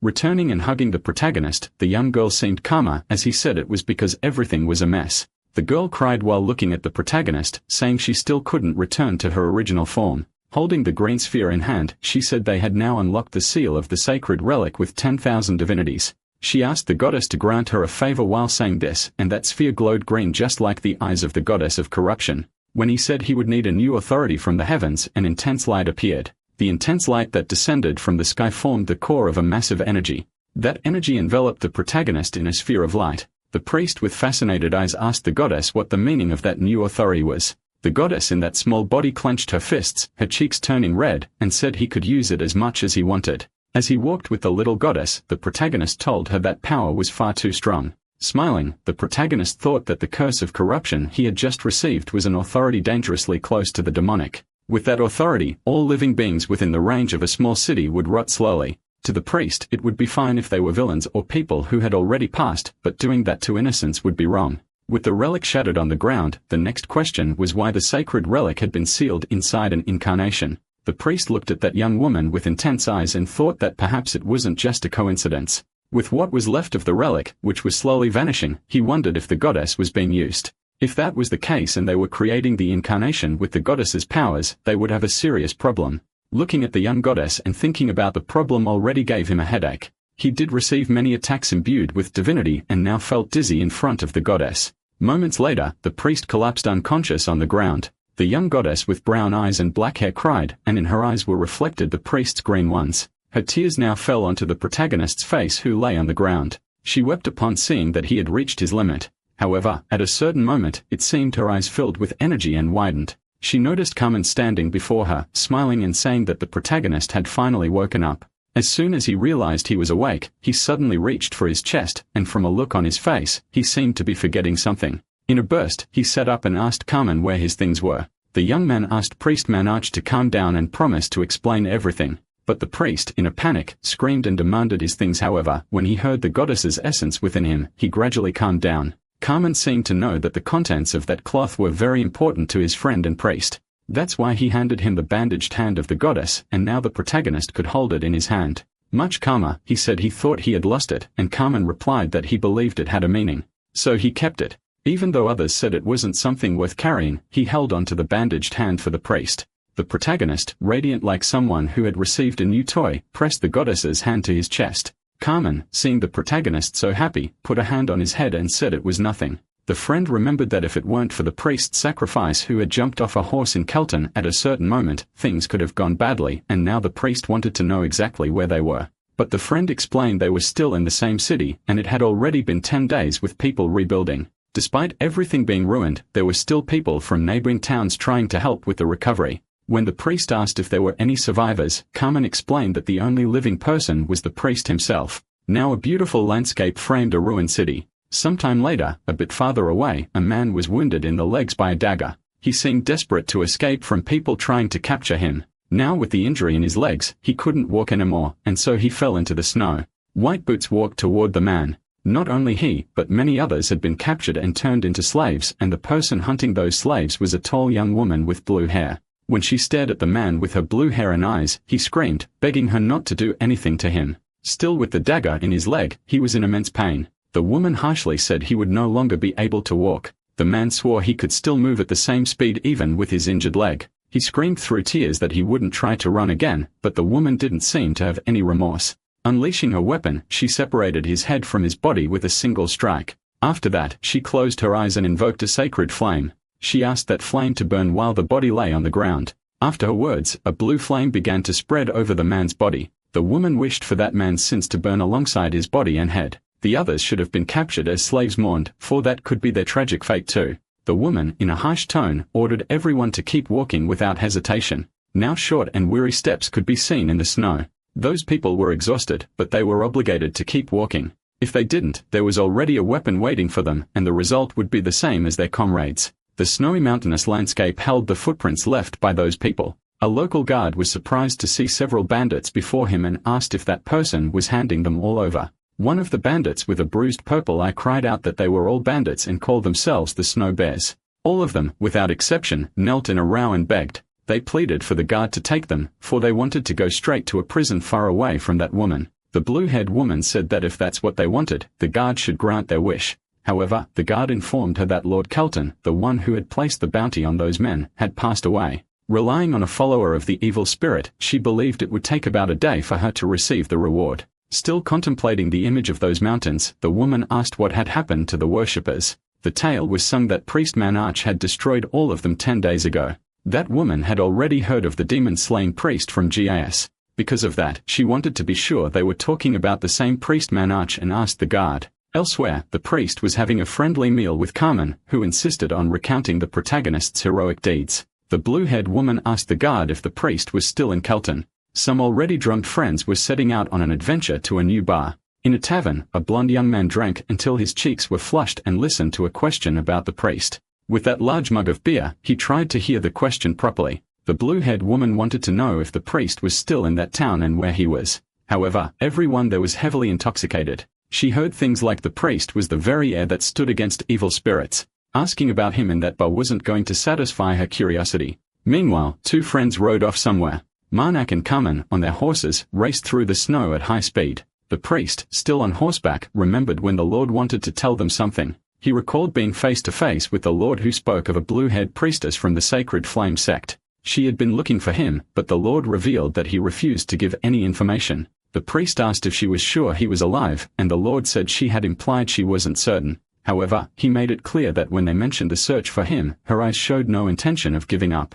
At the time, the priest even clenched his teeth, knowing it would become a problem. Now galloping at high speed through the snow, he told the goddess he was already aware of it. He and his friend were moving away from Kelton. The woman's white boots roamed the towns always in search of the priest. The priest knew that the blue-haired woman had been evaluated by the goddess at 4.5 fingers. Now on his horse, he thanked his friend for agreeing to leave the city so quickly. Carmen said there was no need to worry. He'd rather leave the moment he had the chance than attract attention. His friend's words made a wide smile appear on the protagonist's face. 2 weeks had passed and the two walked peacefully through the snow. The protagonist's smile was still clearly visible on his face. Carmen said he might be wrong, but he believed he had seen a carriage from the Amal family. The priest, seeing the carriage and the people ahead, wanted to know if, by the Amal family, he meant the great lord of the south, and Carmen confirmed it was exactly that person. The carriage bore the crest of the white camellia flower. Indeed, it was the carriage of the Arimal family. The protagonist asked Carmen if he thought it was right to greet them since they were heading their way. Carmen didn't think it was wise since they hadn't raised the Lord's banner. Maybe it was just relatives and that carriage kept getting closer to the protagonist and Carmen. They didn't even look in that direction, passing by as if they didn't know anyone, but something caught the protagonist's attention. It felt latent. Carmen noticed the change in his friend's face the moment he looked at him. That's when the priest warned Carmen that someone was tied up inside the carriage. Upon looking, Carmen saw that all who patrolled the carriage raised their weapons. Those mercenaries told the young men they'd let them go if they pretended they hadn't seen anything. Now one of the mercenaries gave a wide malicious grin and called for his whole group. Those men thought it would be easy to overpower the two since they were outnumbered. As soon as he shouted to eliminate them all, a massive explosion was seen. Someone's head rolled far from them and from its own body. It hadn't just been severed by a sword. It also had an arrow embedded in it. The mercenaries, upon seeing what had happened to one of their comrades, began to sweat coldly. One of them, the half-headed one, asked how they dared raise a sword against them. Still wielding his sword, the priest said he already knew they were kidnappers. With a meticulous look, he warned his partner that only 8 remained. This made the mercenaries feel the weight of what was coming. The man who held someone at sword point told his subordinates not to fear those 2 weaklings. He was also told to everyone that they should hurry with the cleanup as time was limited. The bald man giving the orders was so furious that the veins on his forehead were bulging, and it was right in that direction that an arrow was lodged in his head. The protagonist's young friend, the archer, was the one who pulled off this feat. He seemed satisfied to see that his aim had succeeded. Carmen, looking in that direction, saw that the carriage had now collapsed and the priest was near a woman suffering from severe nausea. When Carmen asked if he already knew the woman's name, the sweating priest said he wasn't in any condition. He also told his friend he wasn't sure if the girl had been drugged, but she was still incapacitated. Even with all those mercenaries on the ground, the protagonist mentioned that the girl's eyes were honey-colored. The girl asked the priest to stop patting her back as it only made the nausea worse. Carmen's eyes widened and he blushed slightly upon seeing the young woman before him. The beautiful young woman with long white hair, grateful for being saved, said she was the eldest daughter of Kalto. She said her name was Dakia and that young woman truly had golden eyes. Carmen thought that if she really was Dakia, the daughter of the smiling young master, then she must be a mage. The protagonist, upon learning that the young woman was a noble mage, didn't seem pleased. Looking at that girl with white hair and golden eyes, he could already tell she would be extremely rude. Harmon, on the other hand, thought that even if she was a noble and a mage, they could deal with that later. That young man who liked to look at women with generous hearts was speaking to the priest. While the girl seemed to understand what they were talking about, she coughed to draw their attention. She looked at the two and said she wanted to know the name of the one who saved her life. The protagonist introduced himself, saying he was Priest Marnak, who served the goddess of preservation. The young woman smiled upon hearing the priest's name, saying it wasn't a bad name. However, she raised an issue, saying she had serious trouble walking. She wanted to know if one of them could help her a little. With trembling legs, she explained that the anesthetic gas she had been forced to inhale was still in her system. Quickly, Carmen offered to help Miss Dacia, introducing himself as the son of Enthesvaltus. The girl, upon hearing his surname, asked if he truly wanted to help her. Looking firmly at the young man, she said it could be unpleasant if people saw the black prairie dog with her. The priest watched as the girl spoke in a threatening tone to his friend, saying that at the very least, he should be considerate. After saying that, she looked at the protagonist's face and asked if he agreed with her. Upon doing so, both of them widened their eyes and concluded that the girl was a noble. Besides being a mage, they looked at her as she tried to decipher their thoughts. With newfound courage, Carmen asked the young lady what had led her to such a humiliating situation. She said that although she didn't have solid proof of the culprit, she had a strong feeling of who it was that left the priest unsure about what she was saying. The girl with white hair and golden eyes said it was obvious. The kidnapping had been planned by her brother. It was a premeditated act by Durso Aramel. And upon saying his name, the priest, keeping a sharp eye on the young woman, judged that her story could be true. While she spoke, he reflected on how in noble families, mags were rarely welcomed. Now the priest with a more serious expression concluded that none of the sorcerers were well accepted in those households. The image of the young girl with white hair came to his mind, avoided by nobles just because she was a mage. Every time she passed near a hallway, she would hear offensive whispers, constantly judged for using magic. The frail girl was constantly rejected, even though she was born into a noble family. None of the mags or sorcerers were well regarded, as many said it was hard to teach them proper manners. Besides the clear prejudice, there was also an old superstition that followed magic users. Because of that, it was rare to see a sorcerer in a position of prominence or leadership. There was a belief dating back to times before the old empire that mags could never reign. Now the three of them were in a quieter part of the forest, gathered around a campfire, enjoying a meal. The priest remained calm and thoughtful, reflecting that if she wanted to claim a prominent position as a sorceress, she would have to deal with her own brother. The young woman seemed at ease around the two men, even showing a slight smile during the conversation. However, as soon as she began to tell her own story, her expression turned tense, making the priest visibly uncomfortable. She continued her account, saying she knew both men were interested in her words. Carmen wanted her to go on with her story and even tried to guess what she would say next. The priest, noticing how irritated the young woman was, assured her that both he and his friend were paying attention. But the young woman shot the priest an unfriendly look. Trying to ease the tension, he commented that she was so caught up in telling her story that she let the meat on the skewer burn. When she looked, the meat was indeed slightly overcooked. So he handed her his own skewer where the meat was still juicy and flavorful, which drew an unexpected smile from the young woman. As he gave her the skewer, he remarked that maybe she'd feel better if she cooked a little less next time. Smiling, he said that cooking meat just right was easy. All you had to do was talk less. The young woman didn't appreciate those sharp words coming from the priest. The fireplace remained lit, and the moon shone high in the sky.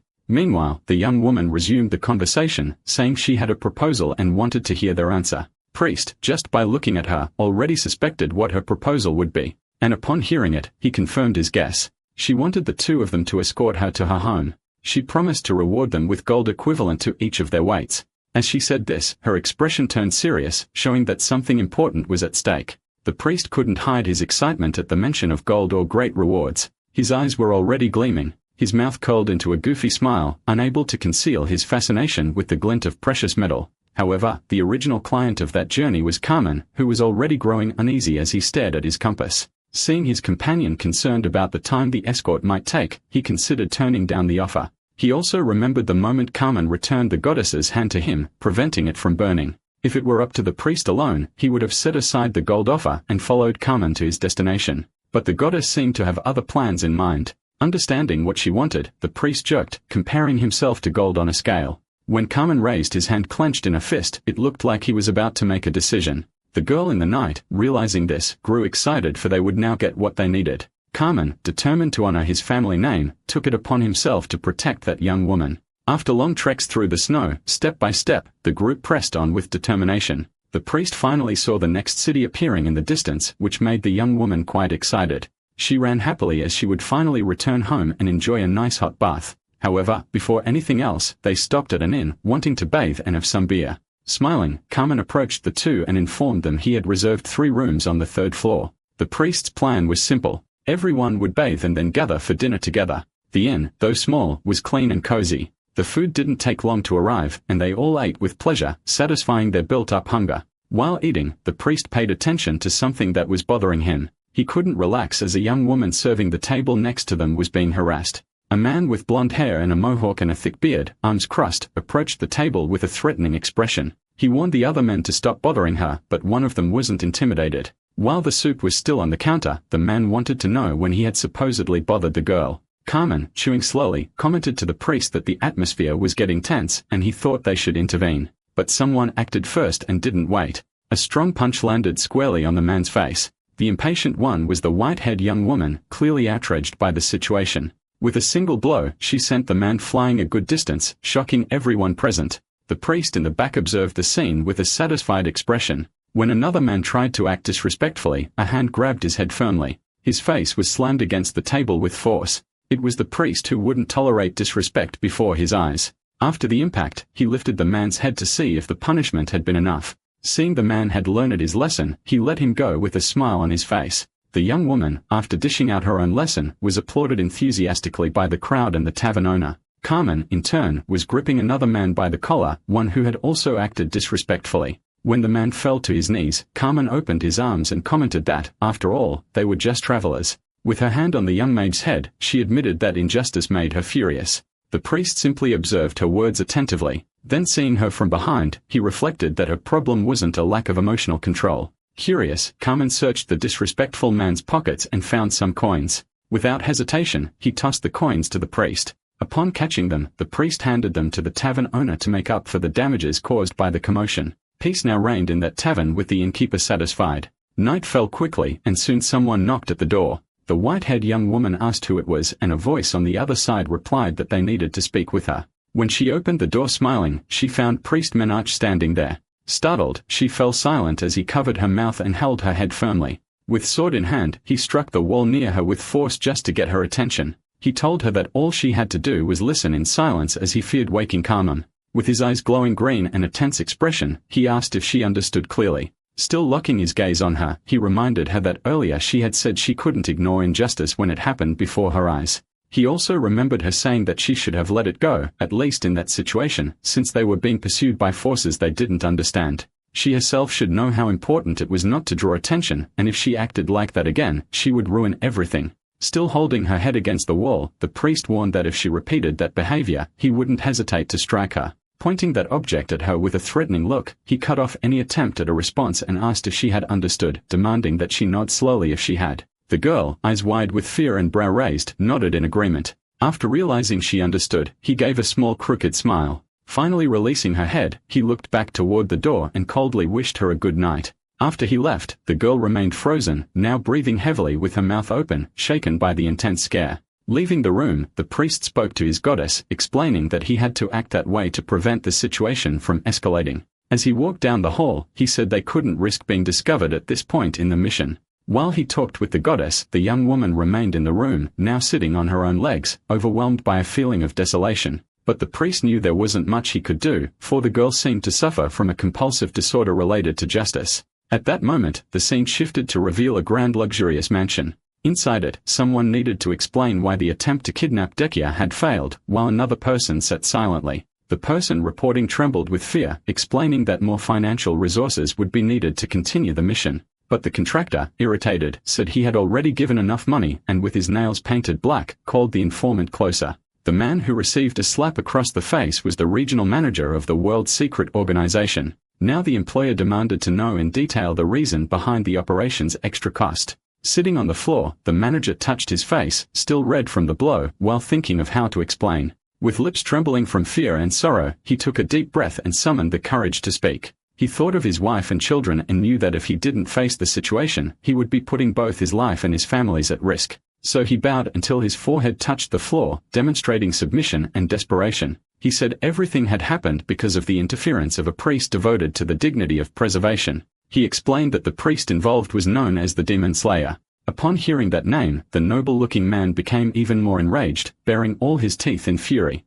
The manager, seeing the fury before him, decided to reveal that this priest wasn't just any man. He explained that the priest had defeated a demon that transformed into a colossal monster. He also reported the priest's recent feats in Kelton, where he had killed a creature created by the cultists. He recalled that the man had faced everything alone and had thus earned the title of arch-nemesis of evil spirits. That man with pointed ears and golden eyes began paying much closer attention upon hearing of such deeds. The manager then added that the priest was also accompanied by the eldest son of Valtus. It was at that moment that the golden-eyed man asked if the two were in possession of Dakia. Still on the ground, the manager gave a timid smile upon hearing he would receive more resources to continue the mission. With a threatening gaze, the man ordered that next time, success must be guaranteed. Despite the slight smile, the manager was sweating and gulping nervously, clearly intimidated. Meanwhile, in the same inn, in the comfort of his own room, the priest was feeding the little goddess. He commended to the tiny one that perhaps he had been too harsh with the white-haired girl. But when the goddess asked why he cared about the girl, he said it was because she was a client. Before he could continue, someone knocked at the door. As soon as the knocks were heard, the goddess quickly hid herself in a green aura. Seeing that it was the young Dakia, the priest told her she could come in. Even as he said that, there was a hint of apprehension in his eyes. The young woman entered the room, closed the door, and leaned against it without saying a word. She stared fixedly at something on the bed, visibly intrigued. It was a plate with various foods that the priest used to feed the little goddess. He, noticing her gaze, took the plate off the bed and invited her to sit. Both of them sat at the edge of the bed and remained silent for a few moments until the young woman broke the silence, asking if the reason for such a harsh reprimand was because she was a mage. As she spoke, he remained silent, still seated beside her. He seemed to reflect on her words, and after a moment of thought, he replied that, yes, that was the reason. The young woman sighing said she already knew as she had seen it in his eyes. He didn't immediately understand what she meant by that look. She continued explaining that she was used to that kind of look from people who had been hurt by mags, but she confessed that for the first time, that look carried a dose of genuine hatred. She remembered the way he had pushed her against the wall and covered her mouth. Even so, with sparkling eyes, she ran her hand across her face and said she liked the words he had spoken, especially when he said they would be companions from then on, which made the priest blush a little. She went on to say that usually people who looked at her that way ended up trying to hurt her later. She stated that if she saw injustice again, she wouldn't be able to hold back, but promised to give a warning first. Standing up from the bed, she said she had only come to say those words. He remained silent when she said she was leaving. She was already at the door when he asked for her attention once more. She stopped and looked at him as he walked up to her, scratching his head and admitting that he had been too harsh. Now with his face lit up by a sincere smile, the priest acknowledged he had been rude. Upon hearing that, the young woman gave a wide smile. She told him that he was finally looking at her the right way, and that made her happy. He, closing his eyes and trying to maintain seriousness even while smiling, asked if she was being sincere. Very excited, she asked if they had now made peace and suggested there be no more resentment between them. Laughing, he replied that on his end, everything was fine, and he held no grudge against anyone. She gave a slight smile, winked at him, and slightly blushing, said she was looking forward to starting that adventure. After she left, the priest continued feeding the goddess and reflected that in the end, mags were also just people. Even hearing a few complaints from the goddess, he felt content because hearing her voice brought him peace. The little goddess while eating said the priest was finally starting to understand. And as always, he felt happy feeding the little one who seemed to be eating well. A few days later, still at the same inn, some citizens arrived, already intimidating everyone outside. A large bald man kicked the door open, shouting for the priest. He threatened the blonde man with a mohawk, saying he would destroy everything there if he didn't find him. With veins bulging on his face and a furious expression, the bald man ordered that the priest be brought to him immediately. Far from there, someone held a piece of paper in his hands, though he suspected there was something wrong with the orders he had received. He examined the paper carefully, which bore a strange request regarding the capture of a maiden from the Arimal family. The paper gave off a faint trace of a priest's scent, someone the man didn't yet know well. At the bottom of the document, there was also a drawing of the protagonist's face identified as Ark, the declared enemy of evil spirit. The man studied the image carefully, sweating profusely and scratching his cheeks as he stared at the priest's face. While holding the paper in his hands, he heard someone call his name. One of the subordinates informed him that the priest was nearby, but the silver-haired woman was not with him. Sajida grew irritated almost immediately and demanded to know exactly where the priest was. He wanted to understand whether that man was looking for a fight or setting up a trap. As he stepped out of his tent, he found the protagonist gripping the neck of the burly bald man. Without thinking twice, Sajida ordered all his subordinates to lower their swords immediately. Noticing that the vassals were slow to obey, he shouted even louder, his face twisted with rage. His tone was so threatening that the mercenaries began to reconsider any thoughts of disobedience. At that moment, Sajida realized he had overlooked something very important in the contents of the request. He walked forward, face flushed with fury, reflecting on the size of the mess they were in. The priest, meanwhile, simply watched the man approach, not moving a single muscle. Sajida's face showed clear discomfort in the presence of that intimidating stranger. Trying to appear calm, he forced a smile and asked the priest politely if he was the one called Menach. He then asked, kindly, if he would release what he was holding in his right hand. Without hesitation, the priest let go of the brute, causing him to fall to his knees. The protagonist then stated that he wished to have a direct conversation with the leader of the mercenary group. He made it clear with a firm smile that he wasn't there for gains, but neither was he seeking trouble.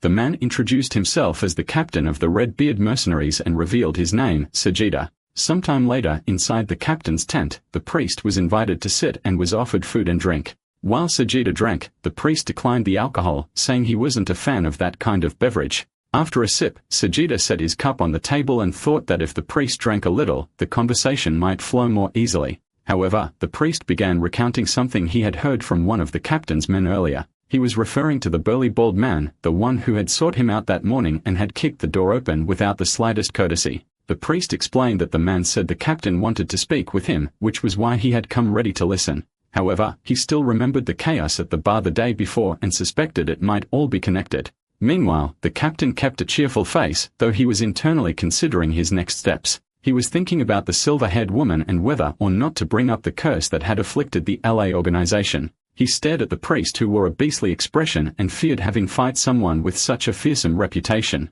He blamed the vice-captain for all the trouble for acting impulsively and causing such discomfort. While he was thinking this, someone approached from outside the tent. It was the vice-captain himself, visibly drunk, who wanted to speak to the priest. Upon hearing that the priest had come on his own, he thought the man must be incredibly brave. Entering the tent and seeing the protagonist, he asked if he was the priest. The protagonist confirmed, and the man wanted to know if he had seen a silver-haired maiden. The priest confirmed that there was a woman matching that description in his group. When the vice-captain ordered him to hand over the woman, the captain's eyes widened in surprise. The vice-captain raised his hand toward the priest, saying something, but was abruptly interrupted as his hand was severed with a single strike. Now the mercenaries watched the hand fly away from the vice-captain's body. The severed hand landed some distance away, while the vice-captain screamed in agony and desperation. The priest calmly stated that he had found something peculiar and thought it was amusing. He looked around and commented that he didn't recall giving his name to any of them. Yet everyone seemed to pronounce it so affectionately as if they were close.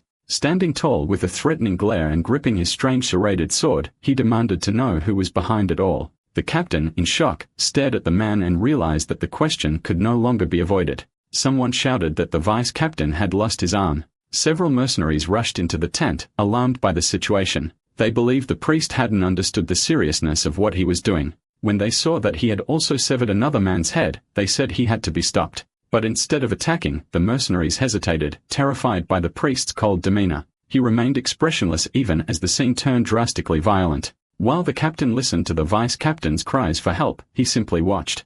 That man lay on the ground trembling, soaked in sweat, and begging for someone to save him. The protagonist, still standing, kept his serrated blade pointed at him. He was about to deliver the finishing blow as the man refused to answer. However, before he could strike, the tip of a spear appeared and stopped the blade's advance. Surprised, the priest looked back and saw that the captain had intervened. He held the spear firmly, preventing the final blow from being delivered. The captain said that his bond with the vice-captain was deep with over 15 years of companionship. He said that for that reason, he couldn't allow this to happen. Even so, the protagonist easily dodged his attacks until with a precise movement, he cut the captain's spear. The broken piece flew far from his hand, and he still tried to reach for it, but without success. Soon after, a large hand appeared pulling a curtain. That man grabbed the cloth in hopes of shielding himself from the priest's blows, but the priest only watched as the captain threw the curtain over him and ran as he easily slashed through the fabric. The priest saw the captain fleeing in a rush, leaving the vice behind. While running, the captain shouted for his men to retreat as quickly as possible. The mercenaries were left stunned watching their own leader escape the scene. For many of them, it was too late to react. Countless heads were separated from their bodies. Now with wide eyes, they paid the price for having stood still too long. Those who understood the danger ran desperately trying to save their lives. Among the fugitives, some managed to escape the protagonist's blade. The captain, knowing that fleeing wouldn't be so easy, stopped and grabbed another spear. He took a defensive stance, realizing he had no choice but to tell the truth. Standing alert, he saw the protagonist take position again, ready for another clash. Although still at some distance, he noticed him slowly emerging from the tent. The priest in silence communicated with his goddess, knowing he had to capture the true mastermind behind the tracking. His body began to emit a green essence, while his eyes gleamed with an intense light. Sajida continued to fight fiercely, and his eyes already revealed the threat he carried. But when he held his spear toward the priest, the opponent shoved one of his allies in front, letting him take the blow instead. Wasting no time, the protagonist positioned his sword precisely before the enemy. The opponent quickly realized things were going to get a bit more complicated from here, especially when he saw the priest wasn't playing around and simply sliced the man in half. He now ran after the captain, clearly aiming to cut him down just like before. Knowing escape was impossible without a fight, the captain grabbed a new spear. Repositioning himself firmly, he knew he had to block the attacks coming his way. Fortunately, he managed to stop the priest's sword from piercing his flesh at that moment. It was a close call, and the second strike nearly hit him too, leaving him visibly shaken. While gripping the spear tightly, he shouted to his subordinates to head to the vice-captain's tent. The battle was intense, and even while fighting, the captain wanted to make sure someone checked on his friend. For now, he could still avoid being struck directly by the protagonist's blows. Watching him, he noticed that his eyes were now completely green like the most vivid leaf. Every time he looked at the priest's face, he felt that sooner or later he would be fatally struck. And now the priest stood right in front of him, fist clenched, and with that intense green stare. This time, the captain couldn't simply block the blow and was struck with force. From the impact, a blinding light and dust erupted, covering much of the area around them. As the priest landed the hit on the captain, his face held an enigmatic expression. And even in the middle of the fight, he let out a sincere smile. He was pleased. It had been a long time since he faced someone with such high resistance. He liked seeing that the captain had managed to withstand a blow and was still alive. Even so, the pain on the captain's face was clear. He even clenched his teeth from it. At that exact moment, the captain shouted that someone was firing at them. The priest looked around, unaware that an archer was hidden among them. While the captain held the spear with one hand, the other was partially wounded from the blow. The two remained silent, staring intensely at each other, and the priest thought it would be bad if an arrow struck them now. The surroundings were filled with ice, footprints, and several fallen people, while the two kept watching each other from a distance. One of the mercenaries observed the scene with a tense gaze, the veins in his neck bulging. None of the mercenaries wanted to stay there and be the next target, so they decided to abandon the captain. Finding himself alone, the priest asked the captain if he still wanted to continue that fight. He smiled and said there would be no problem if he chose to give up since all the others had already fled. With no other option, the captain threw his spear to the ground and declared that he had lost. After surrendering, now face to face with the protagonist, he said he would tell everything he knew. They began placing stakes in the shape of crosses as they talked. During the conversation, the captain looked at the scattered crosses and answered the protagonist's questions. He wanted to know if the captain harbored hatred or resentment toward him. The captain staring at him knew that saying he hated him could make things worse. The priest then made it clear that he would not spare anyone who deeply hated him. Sajida gave a smile and agreed that he was right to say that. As they both observed the large number of crosses, the captain decided to take the initiative and said he would be straightforward. He commented that mercenary work sometimes involved eliminating people or being eliminated. He said that living in barracks and working with mercenaries who had recently killed his friends was contradictory. He stated that he had never hunted anyone with an axe, so King neither hated and more liked the protagonist. He recalled the mercenary banner and affirmed that the organization had been bankrupt for a long time. That's when the protagonist asked the captain what he planned to do from then on. With a tired smile, the captain replied that he didn't know. It had been 15 years since he last felt what it was like to be alone. That's why he felt a little lost, but he needed to reflect and would probably end up working as a mercenary again. The protagonist heard this with a satisfied look as if thinking of something important. He shared his thought with the man in front of him, advising him to choose a decent employer this time. With those words, the captain looked again at the priest, who said it would be better to find someone who paid well. That made the captain widen his eyes and look toward the horizon, visibly deep in thought. Sometime later, they returned to the inn where the silver-haired girl was visibly irritated. Even though the three of them were seated at the table, surrounded by food, silence reigned until the priest asked the girl if she was staring at him like that because of his dirty clothes. Angrily, she replied that he was perfectly clean, but the priest knew her voice was full of thorns. Upset, Dakia wanted to know why he left in secret without telling anyone. She recalled the conversation they had the night before while sitting on his bed. She thought they had become closer. With her hand on her chin, she asked if she had misunderstood something from that conversation. She also remembered how he had pinned her against the wall and covered her mouth, telling her not to act rashly.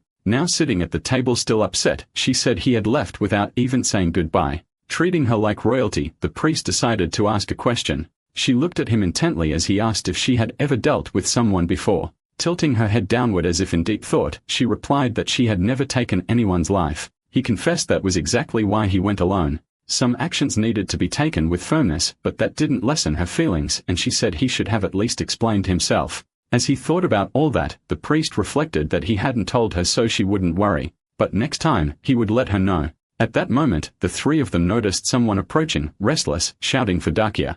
Looking toward the door, they saw it was Carmen, yelling that the priest had gone off to negotiate with mercenaries. Now everyone was at the table with cheerful faces, listening to Carmen insist they should grab their weapons and go help the priest. Only after a while, once calmer, did he realize the protagonist was right there, safe and eating. He also noticed the presence of a stranger sitting at the table. Approaching, he asked the protagonist who that person was, and the priest explained that he was a new mercenary. That's when the two introduced themselves with a firm and strong handshake. The silver-haired girl watched the gesture with suspicion and asked the priest if he trusted that man. Upon hearing that no one trusted him, the captain scratched his head, visibly embarrassed. Carmen lightened the mood by saying it was good to have a strong and sturdy companion among them. Soon after, he announced that he was heading out to check on some arrows with the village blacksmith. He also said that as soon as the sun rose, they would set out on their next journey early. Meanwhile, in the dead of night, someone could be seen using magic and commanding undead creatures. The pink-haired girl was in shock and asked several times when it would happen.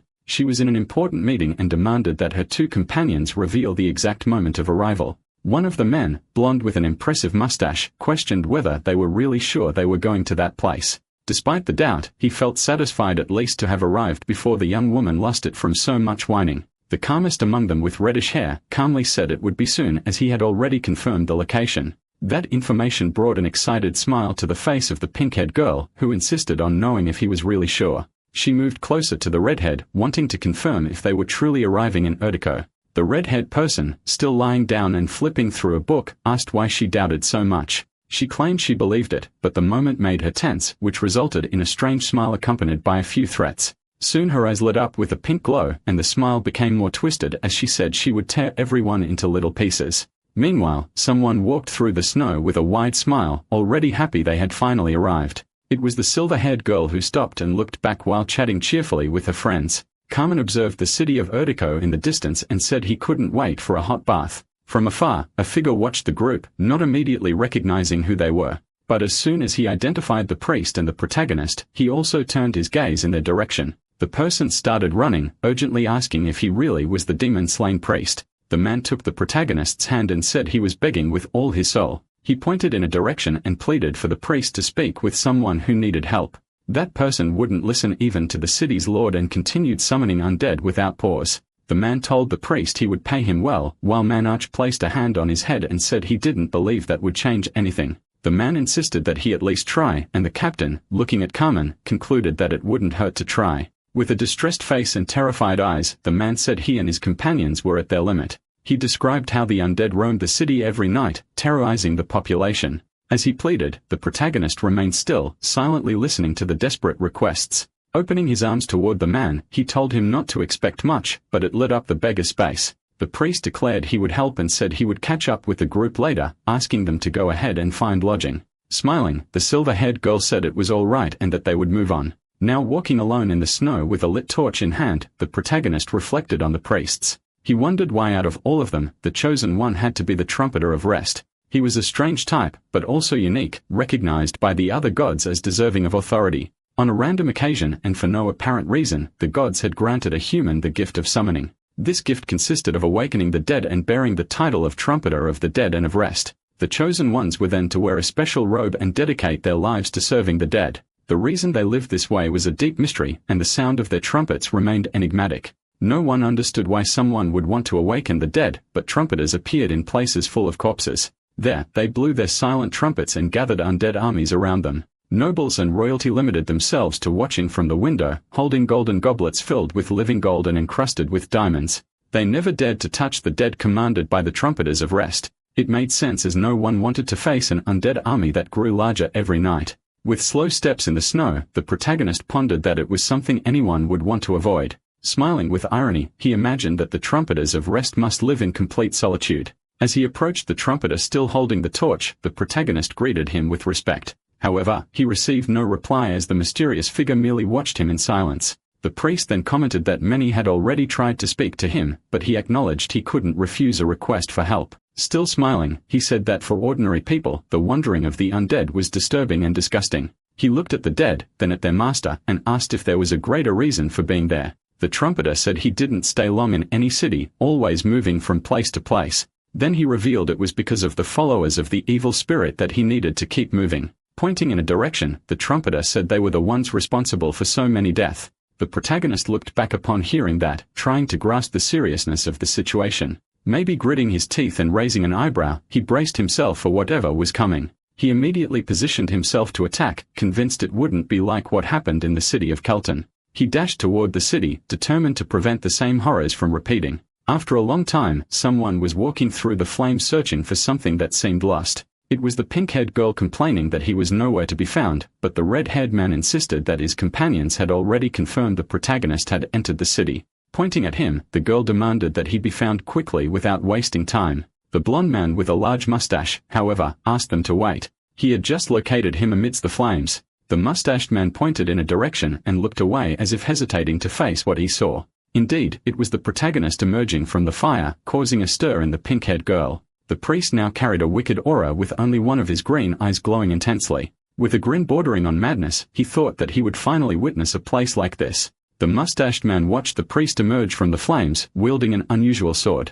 The weapon lay within the fire. It was the priest's ritualistic saw, already well known. He walked through the flames as if his jagged blade could slice even the fire itself. Seeing the pink-haired girl's excitement, the priest thought he would need to keep calm. Showing his teeth in a sinister smile, he told himself there was no need to worry about that. He stared at the mustached man and spoke to the goddess, claiming he would take care of that cursed mage. That man had been responsible for his death back then, right at the beginning of his journey. It was him who eliminated both his savior and the protagonist himself without hesitation or mercy. He remembered the day he opened his eyes and saw that it was snowing. He recalled raising his hand and thinking that he had always carried unnecessary worries. He also remembered how someone had been walking through the snow, looking in his direction. It was a young man who seemed to have found something unexpected among the fallen flake. And so the man decided to get closer and check if the fallen person was still alive. The protagonist lay on the ground, arms spread, lost in the endless white of the blizzard. The man was seeking an answer as the snowstorm grew more intense.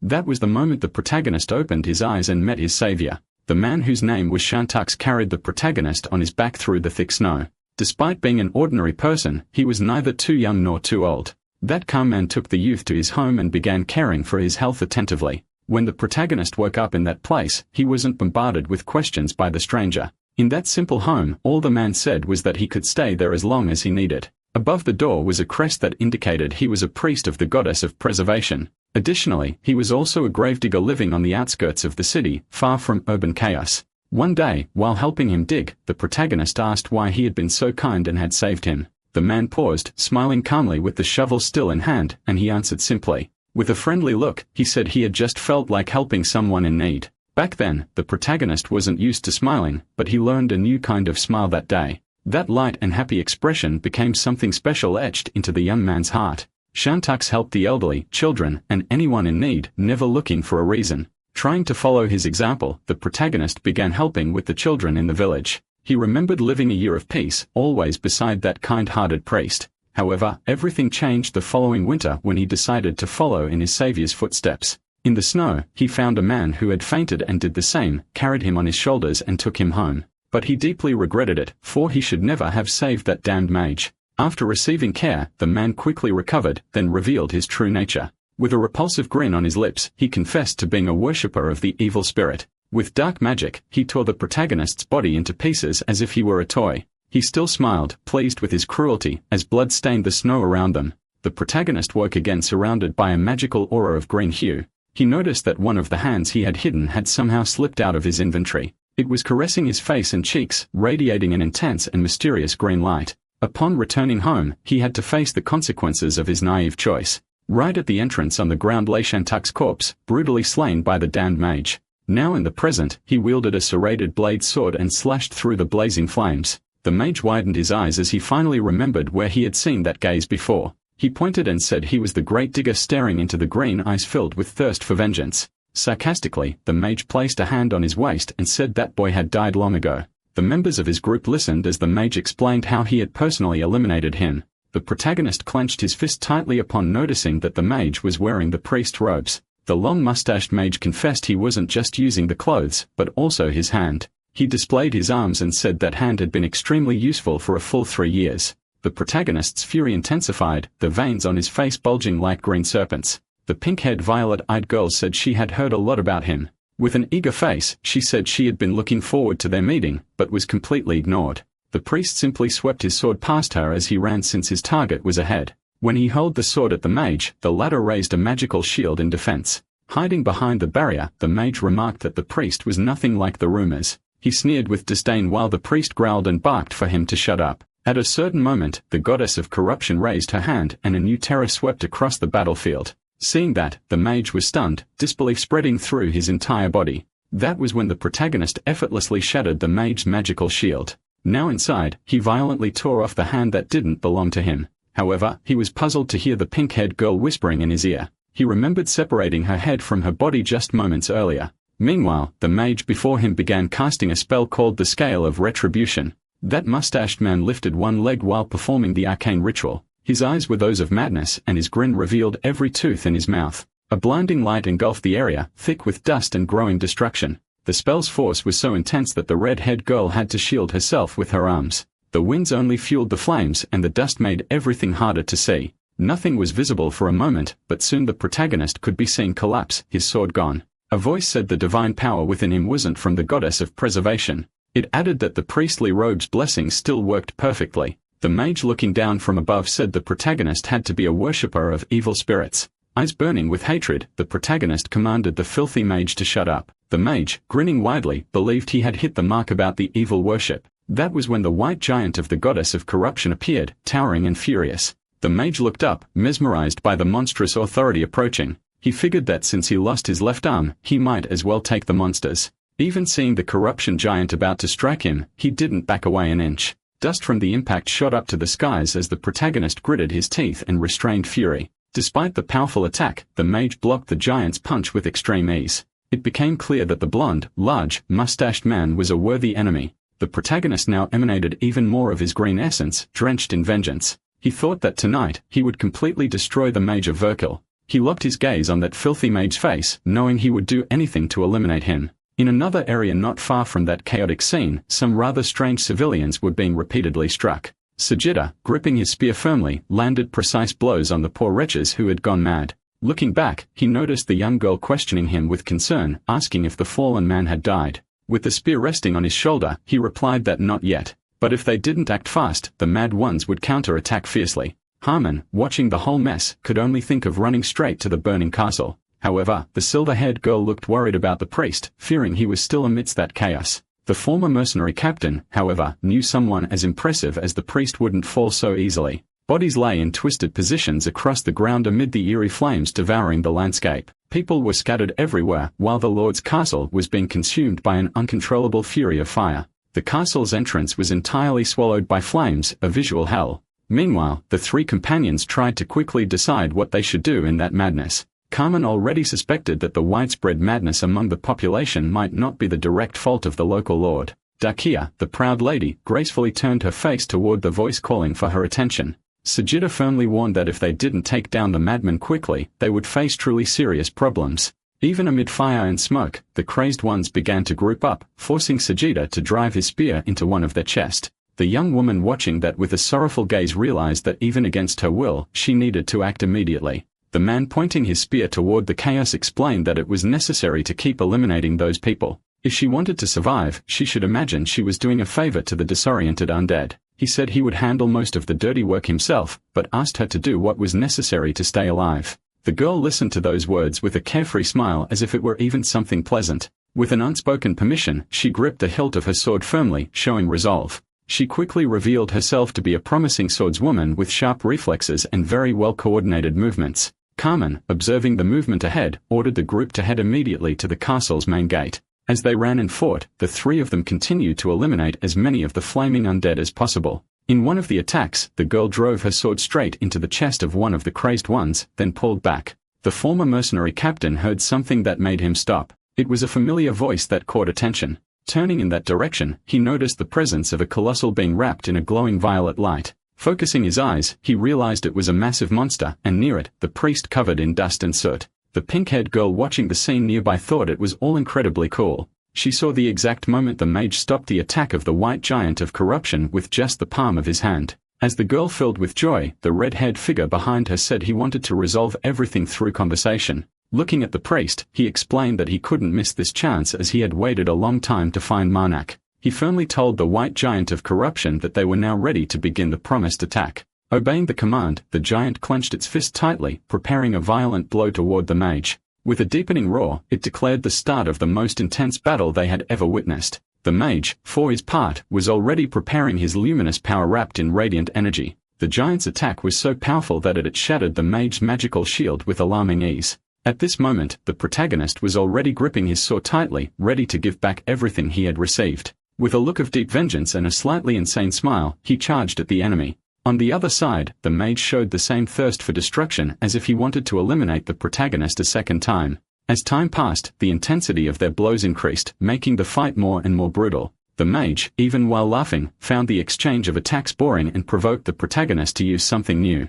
The priest, watching it all, couldn't believe the mage had the audacity to mock so openly. Dodging and blocking attacks with ease, the mage kept taunting, saying the other needed to calm down. Just as he was about to release another one of his provocations, he was suddenly pierced by a spear. Everything happened too quickly. The mage didn't even have time to react to the devastating attack. The scene unfolded before the priest's eyes, who now observed everything with a green-tinged calmness. The blade, after piercing the mage, didn't lose momentum, continuing its path through the air with precision. The protagonist, seeing the mage falling with his red cloak, looked in the direction the attack had come from. He recognized the strength and precision of the throw as something only the former mercenary captain could have done. He saw that Sajida was in trouble, surrounded by out-of-control undead as he tried to hold his ground. After helping his comrade with the throw, Sajida had to run off to save his own skin.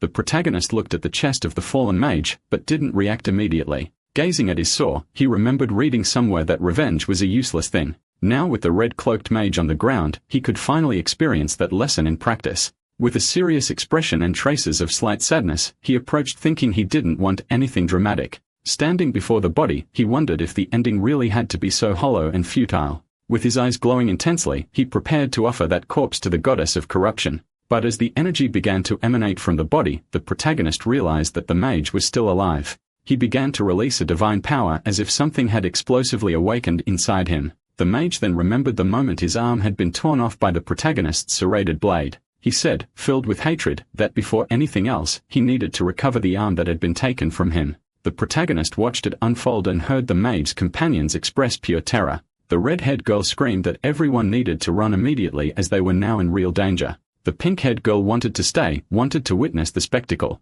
She didn't want to miss such an exciting moment.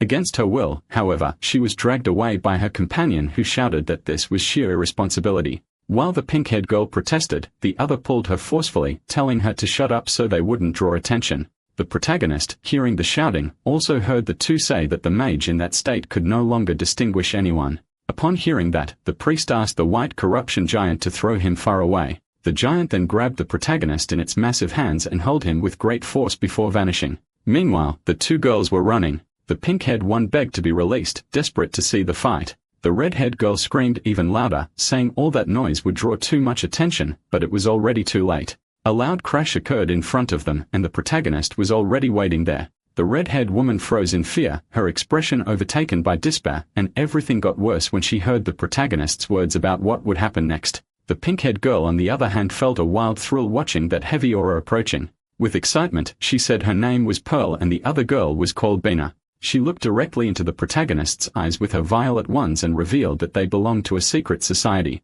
The protagonist's expression grew even more serious upon hearing that they worshipped the evil spirit. Opening her arms as if announcing thrilling news, she asked if he remembered the people from Kelton. He addressed the girl and said he remembered very well who she was talking about. She then revealed that all of them had been part of Liberatio just like she was. With the same crazed smile and wide eyes, she said that was why they were all waiting for the priest. Walking confidently toward her, he asked how many people were involved in that mysterious group. The young woman said she didn't know for sure. She was only there because they told her she could do whatever she wanted. With a delirious smile, she said that probably that strange mage knew a lot more about the organization. Pointing to a side where several people were being eliminated by a powerful lightning bolt, she said they were there for an important mission. In the direction of the lightning, it looked like the mage was collecting magic in a sinister manner. The priest didn't care about the mage at that moment. He wanted to understand Liberatio's goal more clearly. That's when the red-haired girl decided to speak, saying she would explain it very well. With her eyes closed and making a hand gesture, she declared their objective was far too simple.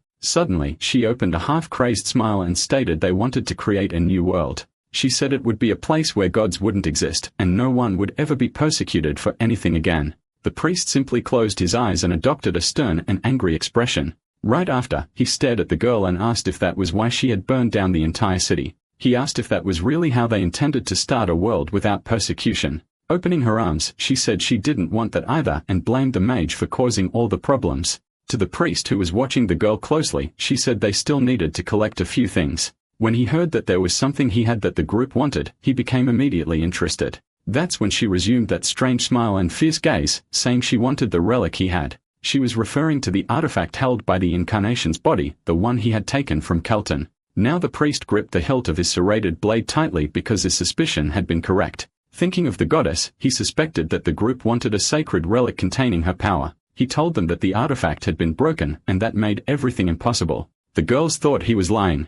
Something like that couldn't have been destroyed. The priest firmly declared that he had destroyed it himself and thrown the remains away in Kelton. He took the opportunity to ask if there were other relics like that one scattered around. It was a question not even his goddess had been able to answer. The girl, very excited, replied that yes, there were 4 of them in total. It became clear that the red-haired young woman didn't want that information to be revealed. The priest was astonished to learn that there were still 4 more relics besides the one he had already destroyed. And his goddess, as the bearer of the sealed power, was beginning to visibly lose her temper. Now with a twisted expression, the priest understood that he would need to find the other 4. Looking at those girls, he seemed eager to extract more information. With a fading voice, he said he needed to know who had driven the citizens of that city insane. The pink-haired girl smiling said it wasn't her as she didn't know how to do something like that. The red-haired one grew angry and yelled at her to shut up and stop giving away information. When the pink-haired girl replied that it was just a question, the redhead told her to stop talking to the priest.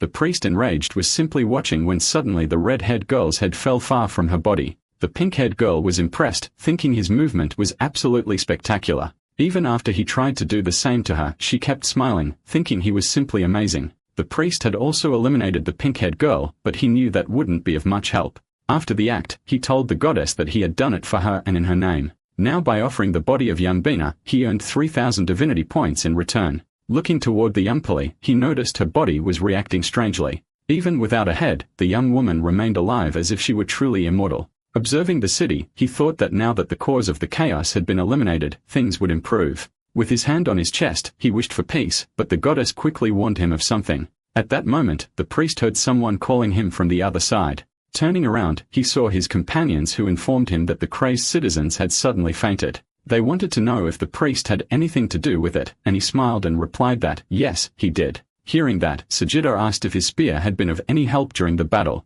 The priest said he couldn't even express how useful it had been. While saying this, he thought it was fortunate that the man hadn't noticed anything unusual. This thought was about the corruption giant that had secretly helped him. The priest then suggested they keep moving as something much greater was awakening. Carmen, as energetic as always, asked what it was all about, full of excitement. But he didn't have time to hear the answer as an overwhelming noise filled the area. Looking to the side, they saw that a gigantic beast had awakened, made of remains and multiple eyes. The creature was so bizarre that in addition to its many eyes, it had countless mouths scattered across its body. It seemed that the monster was absorbing the bodies it found along the way. The grotesque creature was so terrifying that even the cheerful Carmen was frightened, his face frozen in a bizarre expression. When he asked the priest if that thing was made of human bodies, the protagonist replied that, yes, it was. Staring at the abomination, he said that was exactly what he had just been talking about. He thought the mage's hobby was, at the very least, disgusting and completely absurd. The mage was detestable even after death, having gathered all those bodies together. Now he had become a completely despicable creature. Recalling the mage's appearance, the priest thought that grotesque form matched his former authority perfectly. Looking at the white-haired young woman, he said he knew she was sad about having to eliminate some people. He said to her that he would comfort her as soon as everything was over. Hearing that, she smiled widely, enchanted by the promise. Placing a hand on her chest, she asked how he planned to comfort her, and he, walking away, said he would think about it later. After a few steps, he looked back and said that before anything else, he needed to save the people and buy more time. Carmen was startled and asked if someone would come help them if they managed to buy enough time. The priest affirmed with confidence, saying he was absolutely sure that would happen. While he spoke, Sajida looked in a specific direction and noticed someone approaching quickly. Seeing that, something caught the priest's attention as well, and he turned to look. The surgeon asked if it was who they had been waiting for and if they had already arrived. With a trumpet, the trumpeter summoned his armies of undead to the battlefield. He led them all with a sound that only they could hear and understand. He seemed to have ordered all of them to attack the giant monster without hesitation. Now the undead had eyes glowing with a strange bright blue light. Some of them to help tore at the monster's flesh with violent bites. There were many of them and they were trying to bite and rip the monster apart, causing it some discomfort. This made the repulsive creature begin to howl furiously while four figures watched the scene unfold. The young Daikya wanted to know what was going on with those unusually active undead. Pointing to the trumpeter, she asked if he was an ally or just another problem. The priest replied that he seemed to be an ally as the man continued walking toward them. Speaking to those present, the trumpeter said that among the four, he needed someone very agile to assist him. While saying that, he held his spear and positioned it close to his own body. The agile one would need to grab it and drag it straight into the heart of the deformed monster. After everything the trumpeter had said, the protagonist focused only on the object in his hands and found it curious that it was a spear. Holding the spear handed to him by the trumpeter, the protagonist asked if by chance he didn't have a sword instead. That question was so unexpected that the trumpeter remained silent for a few moments. Then he opened his hand and made a sword appear floating in front of him. In awe, the protagonist watched as the entity handed him the sword while he was still holding the spear. With enthusiasm, the protagonist asked if that same gesture could summon 2 more swords and maybe some arrows. Once again, the priest was surprised by the boldness of that man in the presence of divine power. As the two spoke, the giant monster kept emitting his dreadful dreams in the form of distorted roars.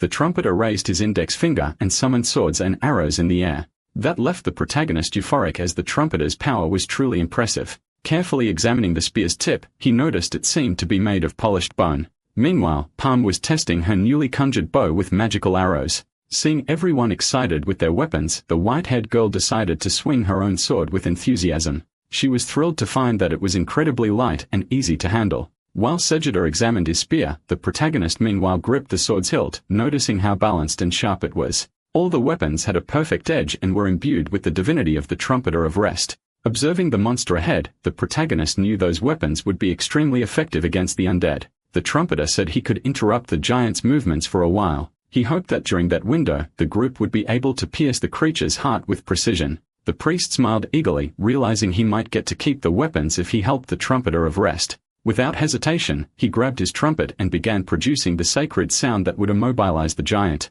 With that, the 4 warriors were ready to leap into action at any moment. As the sound echoed across the field, the monster thrashed violently. The sound waves also stirred the undead army, making them even more aggressive. Soon, everyone could see that the monster was beginning to melt in a grotesque manner. The young girl called the priest's attention to what was happening with the giant. She noticed that all the absorbed bodies were being expelled from the creature. The protagonist simply watched, intrigued, wondering what might happen next. He saw the monster melting before his eyes, but even so, it remained gigantic and threatening. Though it was losing the attached corpses, it still seemed to have enough strength to fight. The protagonist thought he had to act quickly before the monster reabsorbed and solidified the bodies. The trumpeter explained that the thing was worse than the evil spirit worshippers themselves, and until now, they had only dealt with shell. He told the protagonist that the weapons he conjured had the ability to detect the true heart of the enemy. After that, he asked everyone to run as fast as they could toward the giant. He felt he still had more instructions to give, but didn't have the time. So they all advanced with determination, fully aware of what they needed to do. As they approached the mound, the protagonist realized that things could get worse at any moment. The monster ahead didn't seem able to move properly, which was a good sign. Behind him, Dekia also clearly noticed the creature struggle to keep its balance. Its grotesque body, made of countless corpses, was truly a horrifying sight. Despite many trying to reach the girl, she was faster and more cunning. At one point, she looked back and saw the monsters being shot by Carmen's arrows. Carmen was covering the white-haired girl's rear, protecting her from a distance. The protagonist saw this happening and heard the girl say she would coordinate her attacks with Karma. Their plan was to attack the giant from below, gradually weakening it. The priest thought the strategy was excellent and assured them he would rely on their efforts. Right afterward, he called out to Segida because he needed him to fulfill an important mission. He explained that it would be Segida's job to drive his spear directly into the monster's heart.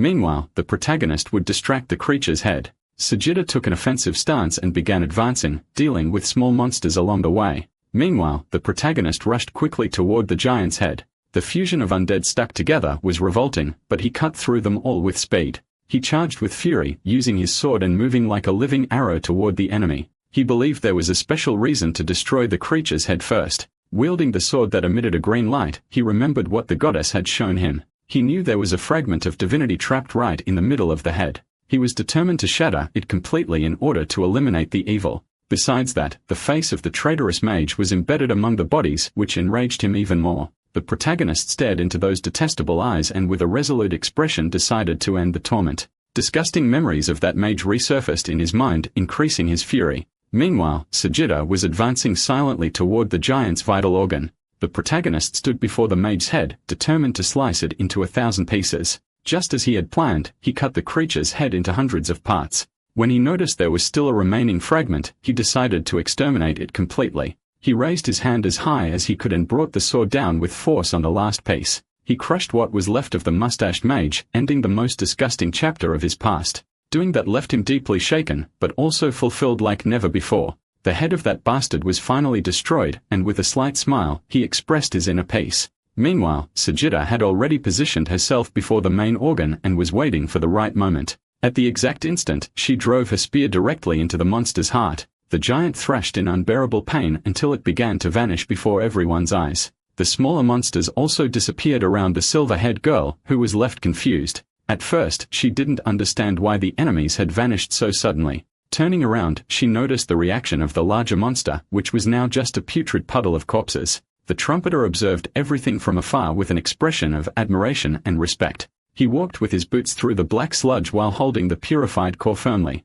The protagonist, in turn, felt at peace for having fulfilled the vengeance he had long awaited. His master Salvador could now rest in peace as the traitor had been completely destroyed. The one approaching the hero was the silver-haired girl. She watched him closely while asking if he had been hurt. He, noticing Segida's absence between the two, showed concern and asked where she was. Shortly after, Segida appeared holding the spear and exclaiming how amazing that weapon was. Now that the four were finally reunited, they turned around and saw the trumpeter. That enigmatic figure invited them to follow him to a specific location. He looked directly at the protagonist and stated that the invitation was for him alone. Given that, the protagonist agreed to follow him, curious to find out what he wanted. As he walked, he stared at the trumpeter's back, wondering why he wanted to speak only to him. He considered the possibility that he had noticed the moment he picked up the spear, or perhaps he had realized that he was a worshipper of the evil spirit. At a certain point along the path, the trumpeter stopped abruptly, and the goddess warned the protagonist to prepare himself. He then assumed a defensive stance, placing his hand on the sword's hilt and gripping it tightly.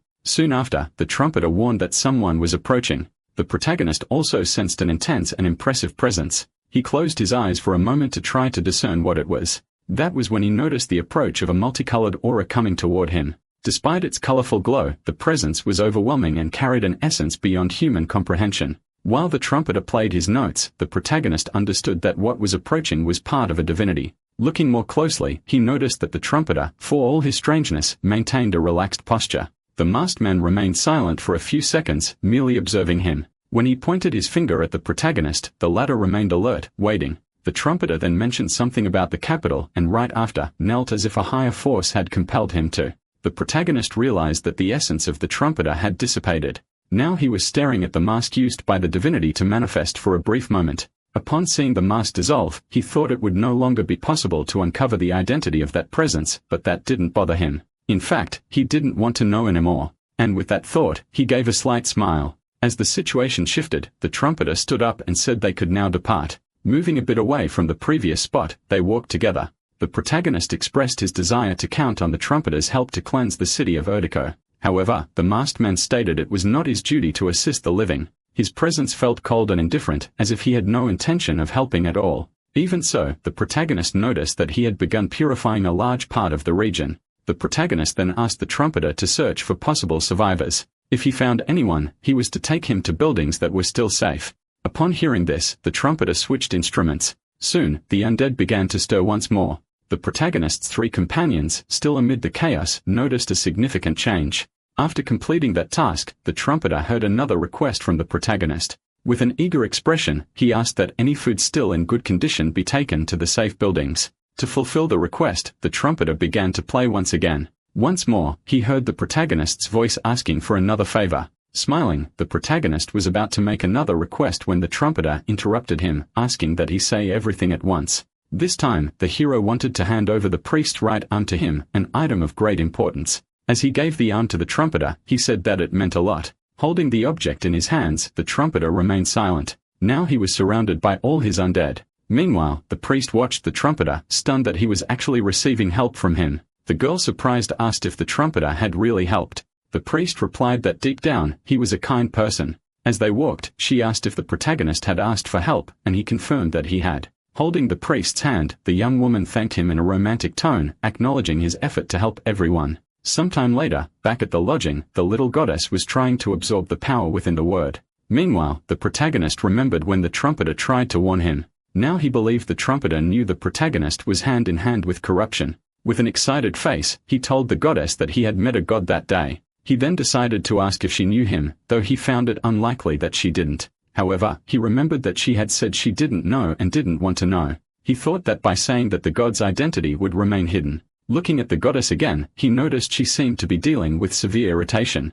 In a moment of fury, she grabbed the orb and simply hurled it far away. Her face collapsed into tears. He asked if she was having trouble with the divine seal. He told her that even if she was angry, throwing things wasn't the best way to express it. In her childlike way, she looked away. He thanked her for the intention to help. He asked that no matter how frustrated she was, she avoid throwing the orb again. To cheer her up, he lifted her into his arms and raised her, drawing out a smile and a special sparkle in her eyes. The goddess asked if he thought she would become more charming by absorbing all the orbs. Before hearing the full answer, she was moved and began to cry, but he said she was already charming. She calmed down when she heard that to him. Nothing would change. He would still feel the same. Hugging his goddess, he said that even if she became 3 or 100 times more charming, he would always find her beautiful. Meanwhile, the lights at the lodging remained on. At one of the tables, a blue-haired woman listened to two friends talking about the evil spirits. She heard them say those entities were not present only in their kingdom, but also in the dragon realm, in the east, and in the desert.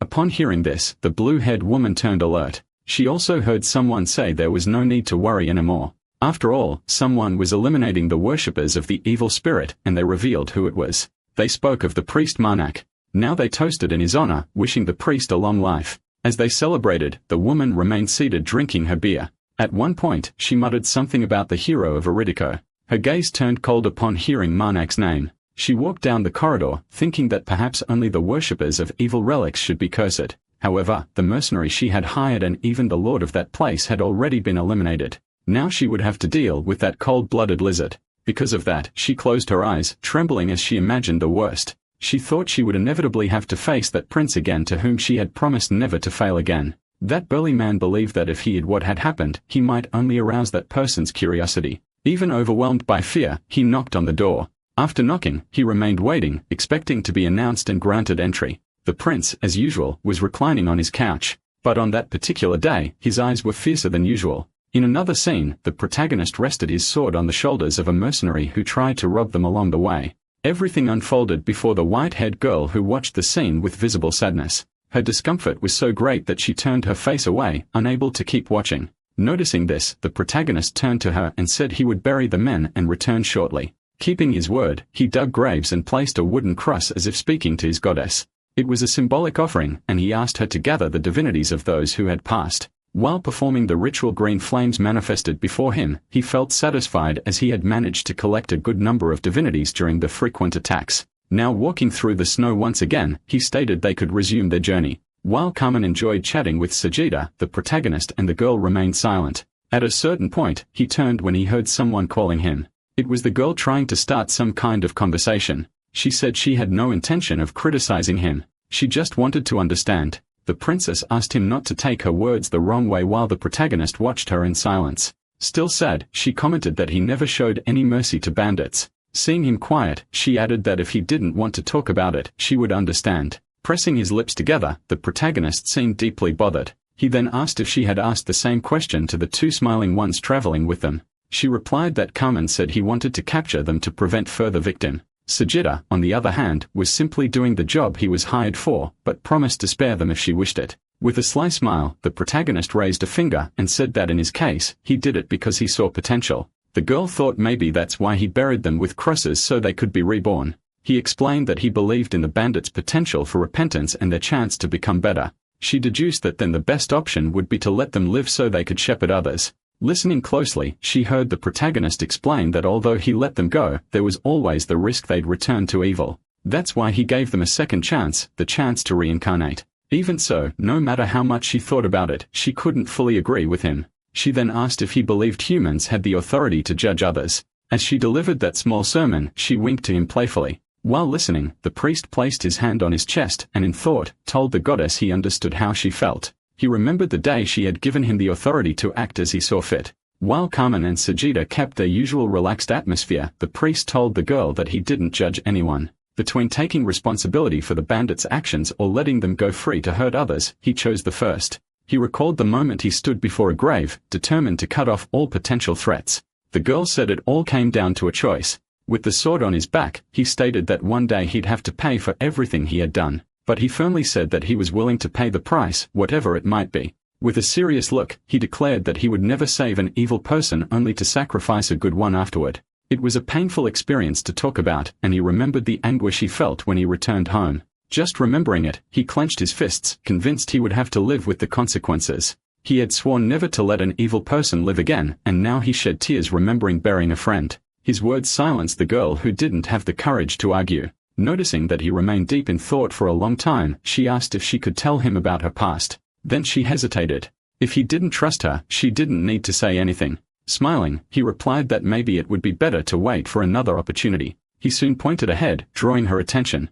Apparently, a caravan of merchants was approaching. Carmen suggested they could sell the equipment taken from the bandits. Now the four of them were preparing for a possible negotiation with the travelers. They stood before a merchant who examined the items they presented. Upon seeing the protagonist's sword, the man commented that it was made of an immortal alloy, the pinnacle of the old empire. Then he apologized, saying he had gotten carried away as he had never seen someone wielding a sword made of immortalium. That word sparked Carmen's interest, and he wanted to know more about this legendary alloy. The protagonist, observing his sword, remembered that he had found it alongside Carmen. The merchant confirmed it was a rare treasure of immeasurable value. When he tried to buy it, the protagonist simply hugged the sword and said it wasn't for sale. Carmen, curious, wanted to know what else the merchant wanted. The man revealed his desire to hire the group services to escort him to the capital of the Northern Kingdom. He commented that before even seeing the sword, he had heard they came from Eridico, which meant the priest was the demon slayer from the city of Geese. He also knew about the curses from the evil deities of Kelton and that he was the savior of Eridico. Looking at the protagonist who was already coughing and visibly flushed, he said that if he was really a priest, then he was officially certified. He promised a generous reward if they agreed to escort him to the capital. Carmen asked for a moment so they could discuss the proposal among themselves. The merchant understood and left the tent, saying he hoped to return and hear good news. In the camp, the atmosphere was calm. The goddess was stretching her bandage lay while receiving a shoulder massage. The priest massaging her asked if she was enjoying it. He seemed pleased and said they had decided to accept the job. He mentioned he would look for a good inn once they reached the capital. However, they heard a scream coming from outside the tent. Some people were trying to restrain a flying creature that was attacking the camp. The priest looked at the creature in terror, unsure of what it was. They soon realized they were being attacked by monsters with bat wings. The protagonist, recognizing the danger, embraced the goddess trying to protect her. Faced with the attack of the beastly bats, the protagonist promptly prepared to fight them. Gripping the hilt of his sword tightly, the priest cut down all those who crossed his path. Carmen, in turn, used her arrows masterfully to destroy them. Her incredible aim caused great havoc on the battlefield. Together, they continued clearing the infested area. At a certain moment, the protagonist's eyes glowed a deep green as if possessed by some dark force. With that power, he pierced one of the beastly bats with precision. During the battle, the white-haired girl, a skilled mage, also helped with her magic. Focusing, she conjured fireballs and launched them at the enemies. In front of her, a knight was attacked by a massive bat. But before she could act, the protagonist threw one of his swords at the creature. Thanks to that, the man managed to escape before being crushed by the fallen beast. The girl turned and smiled, pleased to see the priest. He then told her that an ally's magic, when poorly controlled, could be more dangerous than the enemy itself. Offended, she replied that she wasn't that bad. She claimed she could aim accurately and hit a bat that size. The protagonist, however, replied that there were no guarantees and the stake wouldn't put an ally at risk. When he asked her to avoid using magic for now, she turned her back, visibly upset. After the exhausting battle against the bats, the protagonist was completely covered in the creature's filth. His sword also dripped with a dark liquid that oozed from them. It was in that state that he appeared before the contractor. The man looked at him and asked if he intended to keep that magnificent immortalium sword. The protagonist with a serious gaze said that would depend on the man's offer. The merchant understood the warning and knew he had to choose his words carefully. The priest warned him that worshippers of the evil spirit were attacking the merchant's organization and demanded an explanation. The contractor replied that he also didn't know the reason for the attack. The protagonist then placed his sword on the table, a clear sign of tension. Feeling the weight of the situation, the merchant stated that he trusted him as the priest was a renowned figure. Sensing the man was telling the truth, the protagonist calmed down and sheathed the sword on his back. Even so, he hoped the merchant wasn't hiding anything, although the man had asked for complete secrecy on matter. Smiling, the priest said he could keep a secret. After all, he was being hired. That's when the man asked one of his vassals to bring the item. After some time, the vassal returned with a box and placed it on the table near the contractor. The merchant explained that the attacks from the worshippers began as soon as that item had been delivered. The box had to be taken to the capital. That was the mission. The protagonist deduced that the group must have suffered several losses from ambushes along the way. When asked why he insisted on such a risky request, the man revealed he had been paid an immortalium. Curious, he asked the priest what it was, but the priest didn't know exactly what it was for either. Opening the box, the merchant revealed what appeared to be a simple necklace. However, the moment his eyes fell upon it, the protagonist recognized it. It was a sacred relic, and more than that, it carried the divinity of his own goddess. Placing a hand on his chest, he felt its energy radiating in a green glow. He now understood why the worshippers were in pursuit. Filled with questions, he didn't know how the item had ended up in the merchant's hands, nor how the enemies had discovered its location. The merchant wanted him to explain why those evil beings desired the necklace so badly, but the priest with his head lowered confessed that he didn't know either. With that, they changed the subject. Given the gravity of the situation, the priest stated that the mission's reward should be doubled since the merchant had hidden a sacred item. The man turned pale upon hearing that. Reluctantly, he ended up agreeing after all. He desperately needed the group's protection. At night, the tents were set up, and the guards kept watch around them. Later, the four protagonists gathered secretly, analyzing the guards' equipment and discussing the situation. Carmen was especially pleased with the protagonist's decision to demand double the reward. Smiling, he replied that he had only asked for what they deserved. The girl, on her part, was simply happy that everyone was safe. They ended the meeting with a high five, and each one headed to their own tent. Meanwhile, the goddess's hand discreetly slipped through the protagonist's clothes. He whispered, asking if she wanted the sacred relic to be stolen, warning that it would be a disaster if they got caught. She, however, suggested it could be a perfect crime if there were no witnesses. Recalling the merchant's appearance, the priest considered that they shouldn't act recklessly. While comforting the goddess with his hand over his chest, he shared his plan. The idea was to let the evil spirit steal the item and during the process recover it. They would capture the divinity and return the necklace afterward. The goddess's hand even glowed with excitement, thinking the plan was brilliant. He suspected that the goddess was suspicious the merchants were hiding something even greater. That was when he noticed signs of an ambush. Sighing, he lamented. It was right after he had taken a bath. He almost activated his sword right away, determined to end it quickly. He shouted to the others. They were under attack by monsters. This time, a huge monster appeared throwing guards around. Curious, the protagonist wanted to observe what kind of creature it was. Facing it, he saw it looked like a large goat, but that didn't matter. He intended to slice it up regardless. With a frightening expression, he raised both hands with his special sword. He launched a green light at the creature, which responded only with a terrifying roar. When he tried to cut the monster, it defended itself with its powerful horns.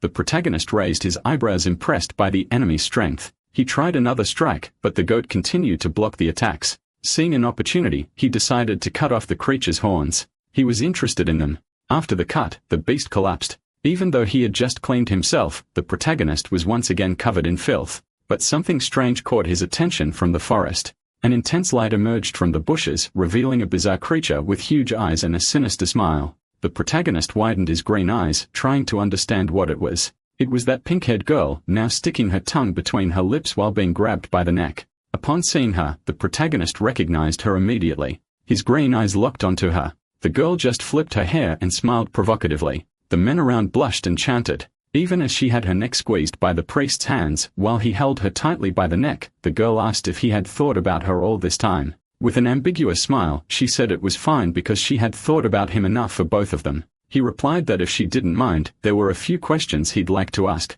With an enigmatic gaze and her hands resting on the protagonist's arm, she asked what he would give in return. Before that dialogue, the protagonist had been watching a different fierce creature from afar. After fighting the beast, the monster's parts fell into the snow while he moved toward the next destination. That's when a colossal animal appeared with deer antlers and red eyes rolling menacingly. However, that monster didn't have time to attack as a swift spear from afar pierced its body with precision. The priest, realizing that the aid had come from an ally, made sure to give his sincere thanks. Carmen, on the other hand, was never off guard and quickly sensed something else approaching. So he warned his two companions about the new imminent danger. What was happening was that the monster, even wounded by Sagita's spear, was still desperately trying to escape. Already clear on his own plans, the protagonist shouted to his friends to leave the rest to him. He would handle it. With that, he dashed after the creature that was trying to flee through the snow. Despite the chase, the monster wouldn't have the strength to go very far. At a certain moment, the protagonist simply tightened his grip on his sword's hilt. He then prepared for a quick, precise, and deadly throw. This time, he made sure the creature had been completely taken down. Right afterward, he retrieved his special sword, which remained embedded in the fallen monster's body. He walked once again through the white snow, now more at ease. He climbed a nearby tree and apologized to the pink-haired girl for taking so long. As soon as he came down from the tree and walked toward her, she asked if he'd be willing to do everything she wanted. With a cheerful face and a wide smile, she wanted to know if he was serious or if it was just a joke. However, he asked that before anything else, she answered his questions. She then said she was ready for that. Looking straight at her, he asked how many worshippers of the evil spirit were still left. She had to think for a moment. Then with a gentle smile, she replied that there were 3 more, not counting her. With a displeased expression, she said the 3 companions didn't even share their plans with her. While the priestess complained, the priest thought that if she were in his group, he wouldn't trust her either.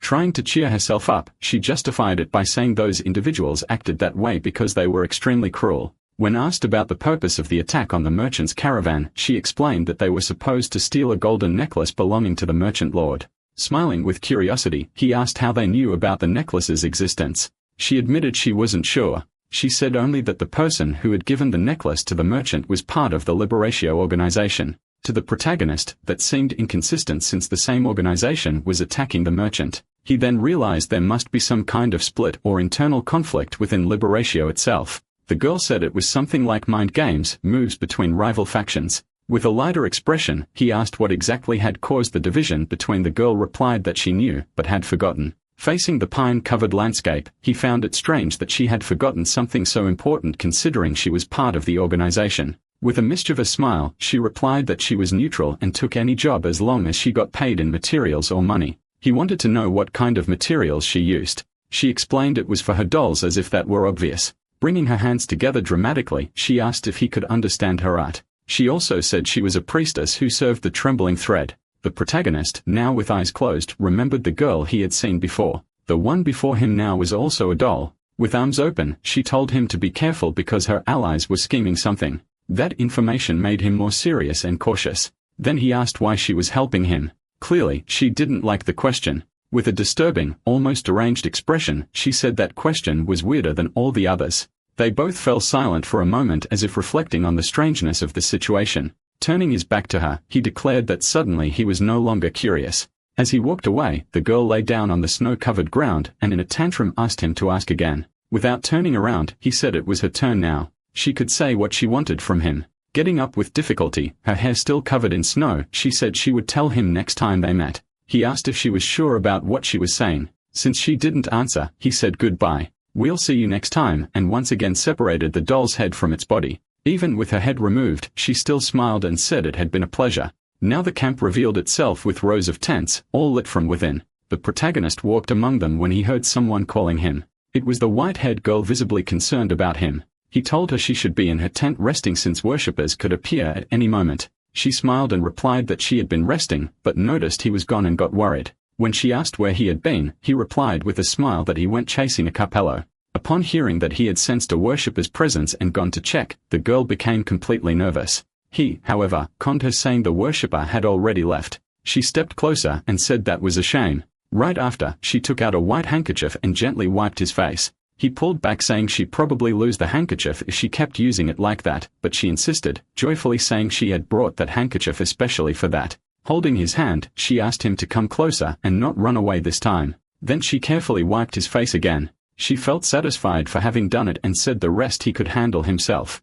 She left the white handkerchief in his hand. As she walked away toward her own tent, she wished the priest a good night. He, a bit flustered, entered his own tent. Suddenly, a green light appeared. It was the goddess holding a white handkerchief in her hands, trembling with rage. Seeing her with the handkerchief, he smiled and said his face was already clean. There was no need to wipe it again. Even so, the goddess insisted, scrubbing forcefully, determined not to leave anything behind for others to touch. Sometime later, the group had already dismantled the camp and continued their journey as the snow kept falling silently. Something between the falling flakes and the distant silhouette of the mountain caught the protagonist's attention. He stopped admiring the scenery, noticing how the mountain was now completely covered in snow. He heard a strange sound and then remembered the girl's words to be careful. He thought maybe it wasn't a trap, but his eyelids started to feel heavy. Suddenly, the mountain top exploded, triggering a massive landslide. The protagonist on high alert shouted for everyone to watch out for the avalanche. Urgently, he ordered them to abandon everything and run as fast as they could. However, something strange was happening. The white-haired girl kept walking toward the avalanche. Looking at the avalanche, he thought it was moving too fast and they needed to buy some time. When he looked at Daikia, he seemed to get an idea. He could use her to buy that time. The young woman didn't seem intimidated by the avalanche rapidly approaching them. The protagonist placed a hand on the beautiful young woman's shoulder and told her he would need her help. All those mercenaries were running back and forth, thinking they wouldn't be able to escape in time. The priest shouted that if she helped, they could save the people. He knew this was her weak spot, and that's why she turned and looked at him, though her gaze held some doubt. Wanting behind him, the protagonist asked her to use her magic on the avalanche. She found it strange that he would let her use her magic, but he told her that if she was going to use it, now was the time. She was confused because no matter which spell she used, none were strong enough to stop that phenomenon. The protagonist told her they didn't need to stop it. Just slow it down enough for people to escape. She warned that she wouldn't be able to move while channeling mana and that she might faint afterward. Placing his hand on her shoulder, he told her it didn't matter what he had to do. Looking her in the eyes, he promised that he would protect her life. Even though she was scared, she trusted the priest deeply. Turning her back to him, she said she would try and warn that he'd better keep his promise. With his face illuminated, he heard her say that she was counting on him. And quickly, she began to channel her mana, her hair rising surrounded by multiple streams of energy. All that mana swirled around the young woman as if wrapping her in a vast magical cycle. She already held a small sphere in her hand. She took her stance and launched the attack in the agreed direction. As intended, her attack hit the avalanche directly. Now a blue explosion seemed to be shattering the problem. The explosion was so massive that the blue light and snow dust were seen from afar. Even so, the avalanche continued just in smaller amounts. The young woman pushed herself even further, screaming non-stop. Her expression was now different, but focused, with veins bulging on her face. At that moment, the goddess of corruption evaluated the woman at 4 fingers. Now she had the best rating, having successfully mastered her magic. Has she gained even more control over her power? Her rating increased to 4.5 fingers. After all that power, the young woman stared blankly at something as if spaced out. Seeing that, the protagonist grabbed her and shouted for her to snap out of it. Holding her in his arms, he told her she had done a great job and that it was enough. Even though the avalanche was still falling, it was now moving at a slower pace. Now with her unconscious in his arms, he thought he wouldn't have to knock her out. Then he asked his goddess to summon the great giant. The white giant of corruption appeared, and he shouted that there was no time to waste. He asked the great giant to protect him so he wouldn't be struck by the massive avalanche. With that, only a few flakes of that ice passed near the young woman as she kept her eyes closed. The corruption giant wrapped his body around the two of them, shielding them from the cold and any injury. After some time, the mountain was clear and all the snow had already fallen. The giant screamed as he looked upward. With some effort, he managed to form a sort of tunnel and came out of it safe and sound. As the protagonist walked through the snow, he spoke to the giant, saying that if there were no people in that area, he would need him to remove the stone lodged in his body while he carried the young woman in his arms. She was still unconscious, but seemed to be showing signs of regaining her senses, and the protagonist's eyes were fixed and serious. As the giant of corruption removed the stone lodged near his head, he then entered a portal of corruption and vanished. Meanwhile, he looked at the girl who asked him if she was still alive. He told her that he thought they had gotten separated from their companions, but all of them were still alive. Placing her on the ground, he asked if she could walk now. She said no.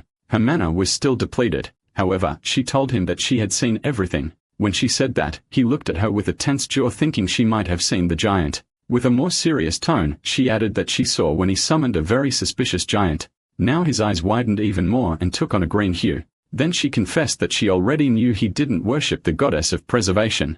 Still kneeling on the ground, she looked up at his face as she said these words. She wanted to know exactly what he was hiding. She said that first of all, he was different. Normal people didn't go flying around with swords. He tried to defend himself, saying it was due to personal training, but she knew that wasn't it. Then she said it was also about the hand he carried with him and that she had heard him talking to himself. Now she was certain, he thought he was being discreet, but over time with her watchful eyes she noticed. Smiling, he placed his hand on his chest and said it wasn't hard to tell that left her a little dumbfounded. Then he said it was just a prayer he always did. She said she pretended it was, but she had seen. When he shouted the word mother, and a giant emitting a sinister energy appeared. When she was about to ask him if he was a worshipper, he placed his finger on her lips and told her he had something to say. With a serious tone, he told her that people say silence is worth more than gold and told her she hadn't seen anything. He said that since she was a fair person, he was sure she would understand the request. Lying in the snow, she said it didn't matter whether he was a worshipper of the evil spirit or not.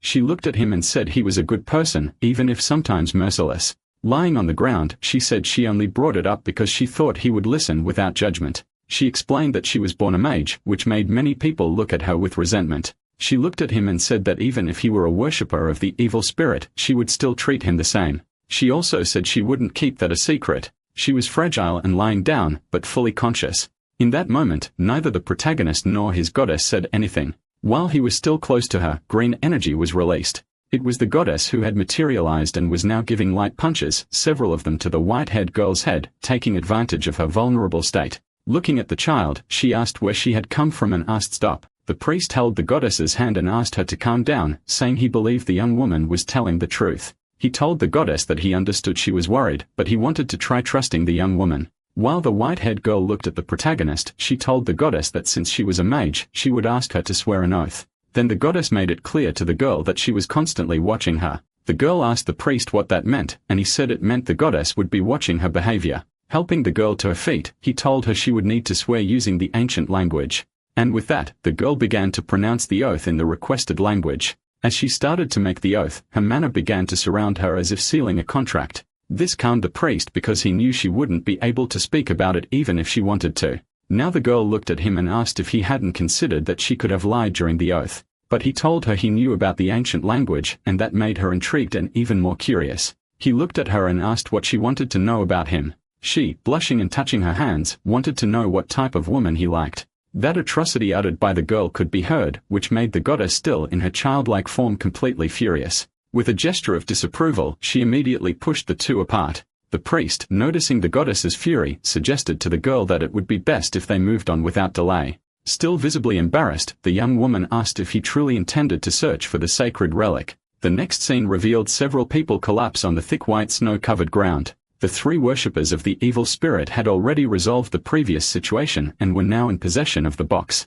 Upon examining it, they saw that the relic remained intact, undamaged. While they assumed the priest had been frozen to death, he and the girl were calmly walking along another trail. One of the worshippers, a young woman with short bluish hair and eyes of the same shade, was eager to leave quickly. The man beside her with long black hair and almond-shaped eyes sensed a hostile presence approaching. Soon, the three of them were on the snow, observing a figure who seemed to have followed them. The approaching person was consumed by rage, accusing the worshippers of destroying the merchant organization. That figure, one of the guards responsible for the relic's protection, shouted indignantly, asking how they dared take what didn't belong to them. The blue-haired worshipper began gathering magical energy in her hand, ready to attack. Right after casting her spell, the field was covered by ice spikes that emerged suddenly. However, the man remained standing, his body practically untouched. There were only a few visible flaws on his metallic surface. When his outer structure was finally broken, he was revealed to be a violent android wrapped in hostile energy. It was said that androids had bodies made entirely of metal and were known for their obsession with rare minerals.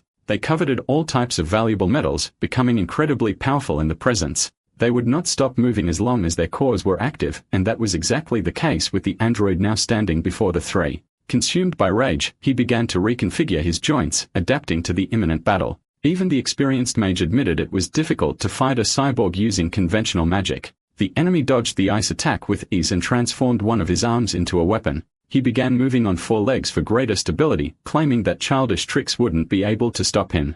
The blue-haired worshipper now found herself in serious trouble at risk of death if she continued to fight. One of her companions asked her to hang on a bit longer no matter the difficulties. However, the girl turned to her two allies and asked them to act quickly as she wouldn't be able to hold out much longer. Meanwhile, the cyborg remained berserk. With his steel body, it was clear he wouldn't be affected by freezing. He confidently declared that the three of them wouldn't be able to defeat him. However, the black-haired man's eyes showed a different kind of certainty. Seeing that his ally's magic was failing, the cyborg advanced on the three of them. The black-haired man calmly raised one foot, pressing it to the ground with force, initiating a threatening movement as if triggering a trap. A black slime began to envelop the cyborg's metallic parts. Soon, he was struggling to move. Since he moved on four legs, the adhesive substance precisely immobilized his limb. Beneath the enemy's feet, there appeared to be an intense dark magic binding him in place. The girl praised Pelham's work, saying she could now unleash her full magical power. With a strange smile and eyes filled with madness, the mage summoned her melting ice. Spikes formed and began to attack the cyborg. Within the spikes, a fierce whirlwind appeared surrounding the creature. Protecting only part of his face, the cyborg mocked the technique, calling it a cheap trick. Using his sword, he broke the ice that was bothering him and also dispelled the magic cast by the first mage. The woman, upon witnessing that, grew visibly tense as seen in the way she furrowed her brows. One of the allies, a red-haired young man, told Karuna to duck. He then cast a strange magic that appeared before them like a barrier. Among all the spells cast, that was the only one that truly surprised the Tin Man. The magical creature summoned by the mage began to release a sticky nectar. That liquid coated the Iron Man's gears, causing significant discomfort. Overcome by irritation, the cyborg was showing signs of being extremely affected. Taking advantage of the distraction, the Ice Witch launched another attack. The red-haired boy with ruby-colored eyes smiled, saying the enemy had underestimated the wrong people. With the cyborg knocked down, they revealed that they had already known from the start that the real owner of the merchant organization was merely an android. The Ice Mage was curious to discover what had been expelled from the magical creature since the cyborg was still writhing. During the conversation, a white creature approached, drawing everyone's attention. That put them on high alert. It was the white giant of corruption running toward them with wide strides and unshakable speed. The Ice Witch asked what they should do in the face of this new threat. The insect boy admitted he could no longer stop it as his creatures were useless against something like that. The blue-haired woman asked about the pink-haired girl, but they decided they would face the creature even without her. Once again, the witch summoned the power of melted ice, creating spikes to try to slow it down. However, all she managed to do was further enrage the white giant of corruption. Not even the ice wall was enough to stop it. The girl begged Sheldon to do something immediately or else they would all be doomed. The dark-haired man devised a strategy and decided to surround them in a pit of mud to protect them temporarily. The giant of corruption prepared a powerful attack that destroyed the ice barrier and also the magical creature. Meanwhile, the protagonist continued carrying the weakened white-haired girl in his arms. He asked her if she could walk and with tenderness, gently placed her on the ground, letting her feet touch the snow. Standing firmly, she said she was feeling better. The protagonist said she didn't need to help considering her weakened state. Even so, he asked her to just observe. She opened her eyes and saw ahead the figure of a quadruped android. That merchant remained armed and full of fury, determined to eliminate all worshippers of the evil spirit. Despite some damage to the structure, he continued strong in battle. He advanced, destroying the giant bats that the mage had summoned. The young priest told the girl he wanted to help, but it seemed the man was handling the situation well on his own. From a distance, the priest noticed that the cyborg was at a disadvantage, outnumbered, and beginning to falter. However, something caught the protagonist's attention. His green eyes shone intensely like emeralds. He observed the giant of corruption and noticed something strange about the way it fought. There was something unusual in its movements and in how it executed its attacks. Then it picked something up and threw it forcefully far away. The object landed hard in the snow, raising a white cloud of ice. It landed very close to the protagonist, who approached to see what it was. As he got closer, he realized it was a snowfield but already lifeless. It was at that moment that the goddess's hand appeared before him. She seemed to be communicating with him directly, expressing the desire to act at that moment. The appearance of the monster made the white-haired girl nauseous, and she began to feel sick. To the protagonist, however, it was just another repulsive animal. Upon opening the bat's body, he found the sacred relic hidden inside it. From afar, the white giant of corruption waved, showing off a jewel and blushing slightly. That was when the protagonist understood why it had been acting differently. It was the goddess's doing, and so he gave a slight smile. Suddenly, an intense light enveloped the protagonist. He was about to enhance one of his persistent authorities. He chose which one to strengthen, taking advantage of his accumulated divine power, which had already reached 13,000 units. He wished for the giant of corruption to be strengthened as well. Thus, a sphere of light enveloped it completely. The blessing didn't only affect him. The giant of corruption also received a significant enhancement. The intense light emanating from that massive creature blinded the bats, which were each destroyed with ease. They were like arrows of light shooting from the capsule surrounding the giant of destruction. From a distance, the priest watched and smiled like never before, his eyes witnessing something truly majestic. He gazed at that giant of corruption, now even more shielded with a deep feeling of pride.